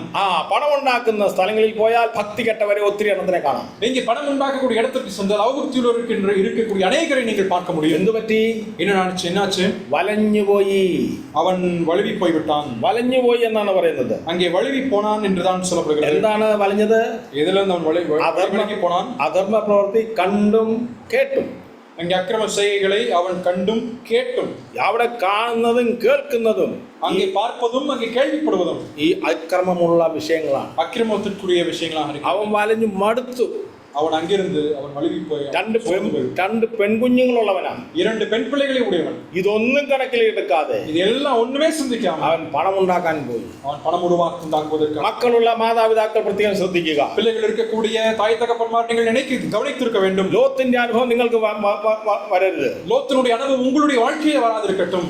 ആബ്രഹാമിന്റെ വഴി വിട്ടിട്ട്, ஆபிரகாமுடைய வழியை விட்டு ആബ്രഹാമായി വഴക്ക് കൂടിയിട്ട്, ஆபிரகாமோட சண்டையிட்டு விட்டு നീ அവിടുന്ന് പുറപ്പെട്ട് நீ அங்கே இருந்து புறப்பட்டு മേത്രമായ സ്ഥലം നോക്കിയെടുക്കാൻ പോയി. இங்கே மேன்மையாக இருக்கக்கூடிய இடத்தை நீ அங்கே தங்கலாம் என்று சென்று போய் നീ സമ്പത്തുണ്ടാക്കി, நீ பணத்தை சம்பாதித்து വലിയ ഫ്ലാറ്റ് വാങ്ങിച്ച് നീ അവിടെ മുന്നിൽ പട്ടണത്തിന്റെ മുമ്പിൽ താമസമാക്കി. நீங்க பெரிய ஒரு பிளாட்டை நீங்க கட்டி பட்டணத்துக்கு முன்பதாக நீங்கள் தங்கி இருந்து പിശാച് വന്ന് ആദ്യം കടിച്ചത് നിന്നെയാണ്. நீங்க பிசாசு வந்து முதலாவதாக கடித்தது உங்களை. നിന്റെ 2 മക്കളെ പിഴപ്പിക്കുന്ന ഒരു സംഭവം നിന്റെ ജീവിതത്തിൽ. உங்களுடைய 2 பிள்ளைகளை பெண் பிள்ளைகளையும் அவன் அழித்து போடுவது. സന്തതികൾ നശിക്കുകയാണ്. சந்ததிகள் அழிந்து போய்விட்டது. പ്രിയമുള്ളവരെ, മക്കളോട് പ്രത്യേകം ശ്രദ്ധിക്കുക. பிரிமானலே பிள்ளைகளிடத்தில் நீங்கள் கவனமாக நீங்கள் சொல்ல வேண்டும். നിങ്ങളുടെ കുടുംബത്തെ ഉപേക്ഷിച്ചിട്ട് പൈസയുടെ പുറകെ പോകக்கூடாது. உங்களுடைய குடும்பத்தை புறக்கணித்து விட்டு பணத்திற்கு பின்பதாக செல்லக்கூடாது. ദൈവമക്കൾ പ്രത്യേകം ശ്രദ്ധിക്കേണ്ട ഒരു കാര്യമാണ്. தேவ பிள்ளைகள் மிக கவனமாக சிந்திக்க வேண்டிய விஷயம் இது. കുടുംബസ്ഥരായവരെ, குடும்பமானவர்கள் കുടുംബത്തെ പുലർത്തുവാൻ, குடும்பத்தை பராமரிப்பதற்கு, ദൈവ കുടുംബമായിട്ട് വരുവാൻ, தேவன குடும்பமாய் வருவதற்கு നീ അതിന്റെ സംവിധാനത്തിന്റെ മനസ്സിൽ ഉരുവാകണം. நீ அதற்கு இதுவாக இருக்கின்ற அமைப்புகளை வழிவகைகளை நீ மனதிலே தீர்மானித்திருக்க வேண்டும். ഇത് വളരെ അനിവാര്യമാണ്. അതിന്റെ 3ാമത്തെ വിഷയം സ്നേഹമാണ്. அது 3வது விஷயம் அன்பு. ഞാൻ വളരെ വേഗത്തിൽ തീർക്കുവാനായിട്ട് ഒരുങ്ങുകയാണ്. நான் வேகமாக இது நிறைவு செய்ய வேண்டும் என்று விரும்புகிறேன். സ്നേഹം, அன்பு. സ്നേഹം നമ്മളെ ഒബ്സർവ് ചെയ്യുന്ന വിഷയമാണ്. அன்பு நாம் நிதானித்து பார்க்க வேண்டிய விஷயமாக இருக்கு. നാം വേറൊരാളെ നാം കാണുമ്പോൾ ഇങ്ങനെ ഇയാള് അല്ലെങ്കിൽ ഈ സഹോദരി സ്നേഹിക്കുന്ന ആളാണോ, സ്നേഹമുള്ളവളാണോ? இங்கே மற்றொரு நபரை நாம் பார்க்கும் நேரத்தில் சகோதரனையோ சகோதரியை பார்க்கும் பொழுது இவர்கள் நேசிக்கின்ற ஒரு நபரா, நேசிக்கக்கூடிய சகோதரனா சகோதரியா, ആത്മാർത്ഥതയുണ്ടോ എന്നുള്ളതാണ്. உண்மையான நிலைமை அவர்களிடத்தில் உண்டா? പരസ്പര ബന്ധത്തെ കാണിക്കുന്ന ഒരു വിഷയമാണ് സ്നേഹം. அன்பு என்பது ஒருவருக்கொருவர் இருக்கக்கூடிய அந்த பந்தத்தை காண்பிக்கிறதாகும். ചെറിയ സാർ ഇന്ന് സ്നേഹച്ചരടുകളാൽ എന്നെ ബന്ധിച്ചു എന്നൊരു പാട്ട് എഴുതിയിട്ടുണ്ട്. இங்கே எமி செரியன் சார் அவர்கள் அன்பின் கயிறுகளாலே உன்னை கட்டி இழுத்தேன் என்று சொல்லி ஒரு பாடல் ஒன்று எழுதியிருக்கிறார். പരസ്പരം കെട്ടി ഉറപ്പാക്കാൻ ഒക്കുന്നതാണ് സ്നേഹം. அன்பினாலே ஒருவர் கட்டி இழுக்கக்கூடிய இணைக்கக்கூடிய ஒன்றுதான் இந்த அன்பாக இருக்கிறது. അതൊരു മാനുഷിക സ്വഭാവമാണ്. அது மனுஷிக சுபாவமாக இருக்கிறது. ലേവ്യ പുസ്തകം 19:18 லேவியராகமம் புத்தகம் 19ஆம் அதிகாரம் 18வது வசனத்திலே ഒരു ചെറിയ വാചകം അവിടെ എഴുതിയിട്ടുണ്ട്. ஒரு சிறிய வசனம் இங்கே எழுதப்பட்டிருக்கிறது. പ്രതികാരം ചെയ്യരുത്. இங்கே பதில் செய், பழிவாங்குதல். പ്രതികാരം ചെയ്യരുത്. இங்கே பழிவாங்குதல், பழிவாங்காதே. അത് ഒരു കൽപ്പനയായിട്ടാണ് കൊടുത്തിരിക്കുന്നത്. அதை ஒரு கட்டளையாகத்தான் அங்கே கொடுக்கப்பட்டிருக்கிறது. സ്നേഹമുള്ളവർ തമ്മിൽ പ്രതികാരം ചെയ്യില്ല. இங்க அன்பு உள்ளவர்கள் அங்கே ஒருவருக்கொருவர் பழி வாங்குவதில்லை. സ്നേഹത്തിന്റെ ഓപ്പോസിറ്റ് എന്താണ്? அன்பினுடைய எதிர்ப்பதம் என்ன? അത് നമുക്ക് എല്ലാവർക്കും അറിയാം. அது நம்ம எல்லாருக்கும் தெரியும். കാരണം നമുക്കൊക്കെ അനുഭവമുള്ളതായതുകൊണ്ട് காரணம் நம்ம எல்லாருக்கும் அதில் அனுபவம் இருக்கிறதுனால ശ്രദ്ധിക്കുക, നാം പ്രതികാരം ചെയ്യരുത്. நாம் அதில் பழி வாங்காமல் இருக்க வேண்டும். നിന്റെ മക്കളോട് പക വെക്കരുത്. உங்களுடைய பிள்ளைகளிடத்தில் நீங்கள் பகை வைக்க வேண்டாம்.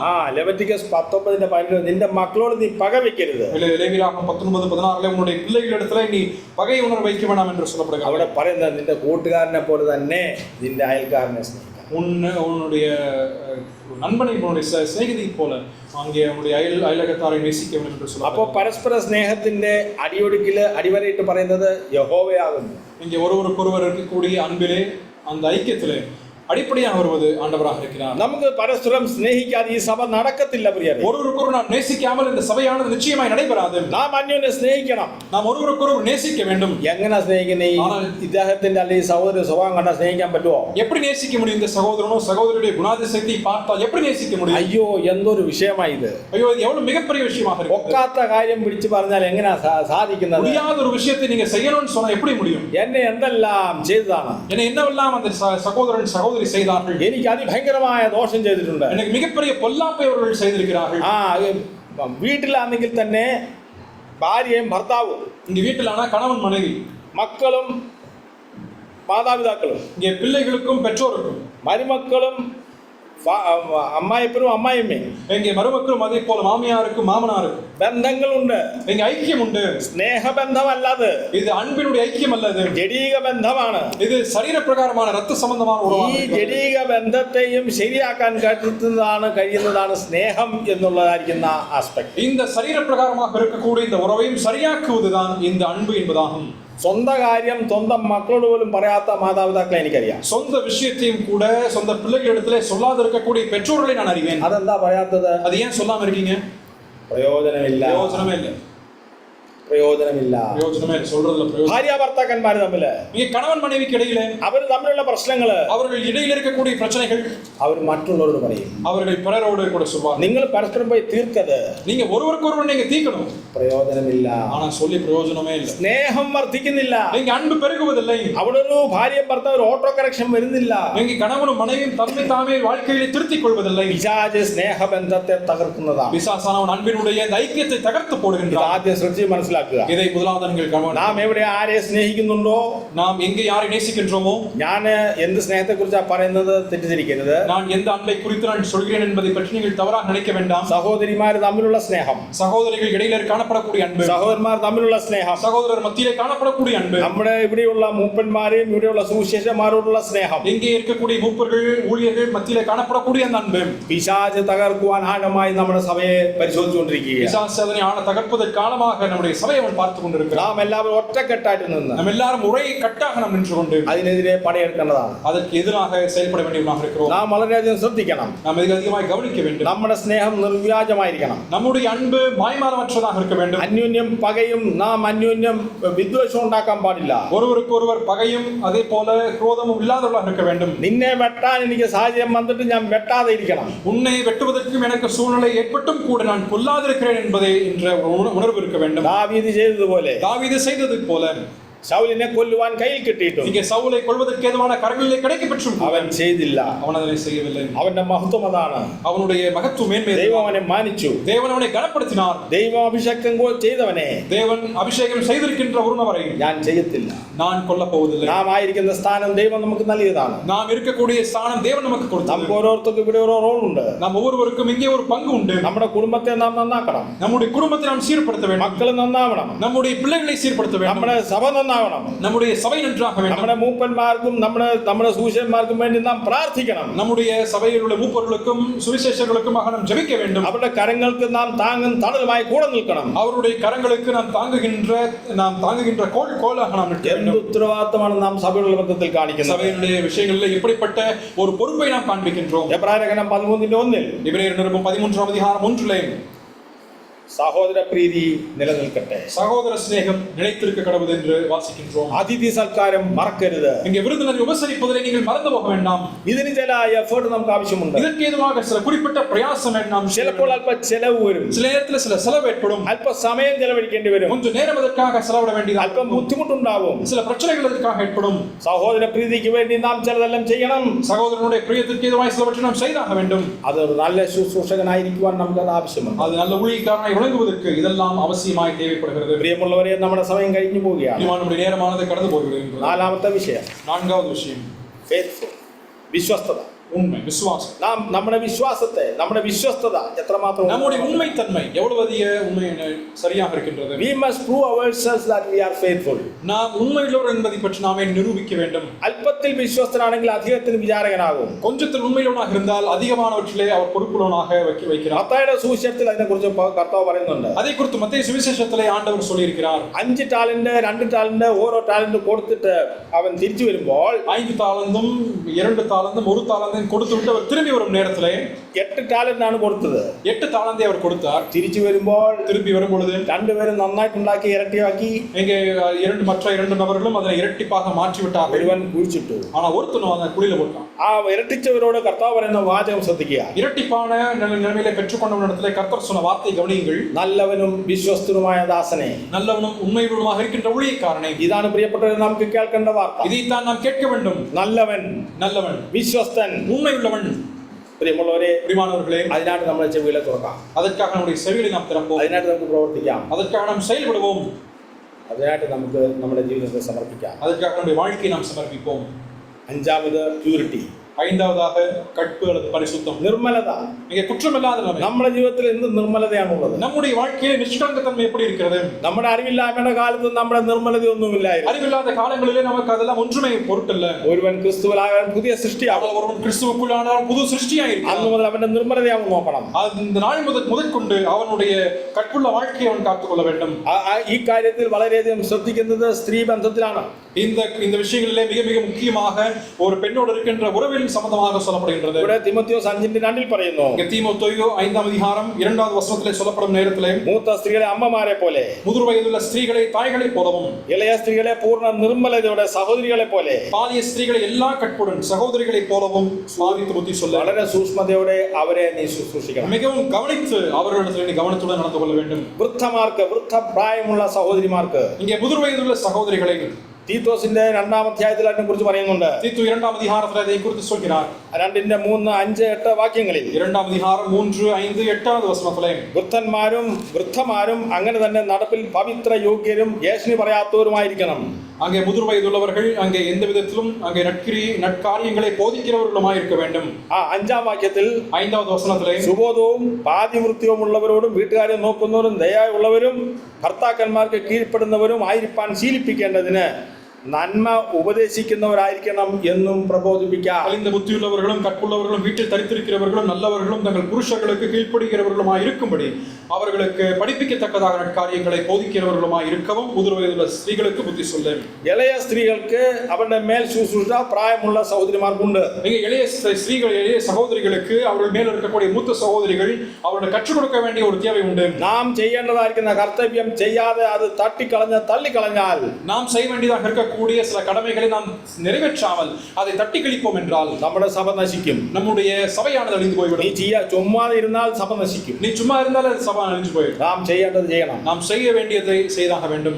ഇത് 8ാം വാക്യത്തില് 8வது வசனத்திலே, ഉപദേശത്തിൽ നിർമ്മലതയും ഗൗരവം ആക്ഷേപിച്ചുകൂടാത്ത പഥ്യവചനം ഉള്ളവനായിരിക്കാം. உபதேசத்திலே விகற்பம் இல்லாதவனும் நல்லொழுக்கம் உள்ளவனும் குற்றம் பிடிக்கப்படாத ஆரோக்கியமான உபதேசத்தை பேசுகிறவனுமாய் இருப்பாயாக. അതിന് വേദപുസ്തകം പഠിക്കണം. அதற்கு வேத புத்தகத்தை வாசிக்க, ബൈബിൾ ക്ലാസ് അറ്റൻഡ് ചെയ്യണം. வேத ആരാய்ச்சிയിலே நாம் பங்கு பெற வேண்டும். തനിയെ ഇരുന്ന് പഠിക്കണം. தனியாக இருந்து படிக்க வேண்டும். ഉപദേശത്തെ സൂക്ഷിക്കണമെങ്കിൽ ഉപദേശം നന്നായിട്ട് അറിയണം. உபதேசத்தை காத்துக்கொள்ள வேண்டும். உபதேசத்தை நாம் கற்றுக்கொள்ள வேண்டும். പ്രിയമുള്ളവരെ, ഇന്ന് രാവിലെ സമയം ഞാൻ എടുത്ത സമയം பிரியமான இந்த காலையில் நான் எடுத்துக்கொண்ட நேரம் നമ്മുടെ ഇരിക്കുന്ന എല്ലാവർക്കും പ്രയോജനമായി തീരട്ടെ എന്ന് ഞാൻ പ്രാർത്ഥിക്കുകയും ദൈവസന്നിധിയിൽ അതിനെക്കുറിച്ച് അപേക്ഷിക്കുകയും ചെയ്യും. நம்ம எல்லாருக்கும் அந்த நேரமானது மிக பிரயோஜனமாக இருக்கும் என்று சொல்லி நான் கர்த்தருடைய சமூகத்திலே நான் ஜெபிக்கிறேன்.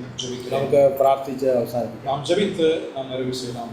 நல்ல ஆண்டவரே, இந்த நல்ல காலை வேலைக்காக நன்றி செலுத்துவோம். நாங்கள் துதிக்கிறோம், ஸ்தோத்திரிக்கிறோம். ஆண்டவரே, இந்த நாளில் உடைய வசனத்தில் நாங்கள் கேட்ட இந்த சத்தியங்களுக்காக நாங்கள் நன்றி செலுத்துகிறோம். எங்களுடைய சபை வாழ்க்கையிலும் எங்களுடைய தனிப்பட்ட வாழ்க்கையிலும் மிக முக்கியமாக தேவைப்படக்கூடிய சத்தியங்களை பேசினதாக நன்றி செலுத்துகிறோம். எங்களுடைய வாழ்க்கையை குறித்து, எங்களுடைய நடக்கை குறித்து, எங்களுடைய அன்பை குறித்து, எங்களுடைய கற்பை குறித்து, எங்களுடைய உண்மைத்தன்மை குறித்து, எங்களுடைய விசுவாசத்தை குறித்து எந்த விதத்திலும் கேள்வி கேட்க முடியாதபடிக்கு நாங்கள் ஜீவிக்க எங்களுக்கு உதவி செய்யணுமா நாங்கள் வேண்டுகிறோம். ஆண்டவரே, நேரத்தில் நாங்கள் தவறி போகிறோம்.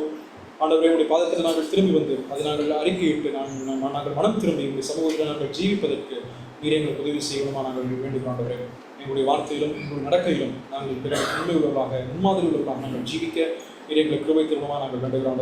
இதன் மூலமாக எங்களுடைய சபையும் எங்களுடைய குடும்பமும் எங்களுடைய தனிப்பட்ட வாழ்க்கையும் மிக மேன்மையடைந்தது. நாங்கள் உமக்கு பிரிவுள்ளவர்களாக நாங்கள் வாழத்தக்கதாக நல்லதும் உத்தமுள்ள ஊழியக்காரன் என்று சொல்கின்ற இந்த வார்த்தை நாங்கள் கேட்பதற்கு எங்களுக்கு உதவி செய்யணுமா நாங்கள் ஜெபிக்கிறோம். எங்களுடைய இருதயத்தையும் எங்களுடைய நாவையும் எங்களுடைய அவயவங்களையும் நாங்கள் காத்துக்கொள்வதற்கு எங்களுக்கு உதவி செய்யணுமா நாங்கள் ஜெபிக்கிறோம். இந்த நாளிலும் எங்களோட கூட பேசின வார்த்தைகளுக்காக நன்றி செலுத்துகிறோம். ஒரு மகனுக்கு பலப்படுத்தினதுக்காக நன்றி செலுத்துகிறோம். கேட்ட அனைவருக்கும் பிரயோஜனமாக இருக்கும்படியாக நீதாமை இந்த வார்த்தையில் எங்களுக்கு யாவியான பூர்வமாக எங்களை உணர்த்திவிக்க வேணுமா நாங்கள் வேண்டுதல் செய்கிறோம். நாங்கள் பிரிந்து மற்ற குடும்பங்களுக்கு நாங்கள் செல்கிறோம். ஒரு பிரச்சனைகளோடு கூட காணப்படுவோமா நாங்கள் ஜெபிக்கிறோம். அனைத்தையும் கர்த்தராகிய இயேசு கிறிஸ்துவின் நாமத்தில் ஏறெடுக்கிறோம். எங்கள் நல்ல பிதாவே. ஆமென்.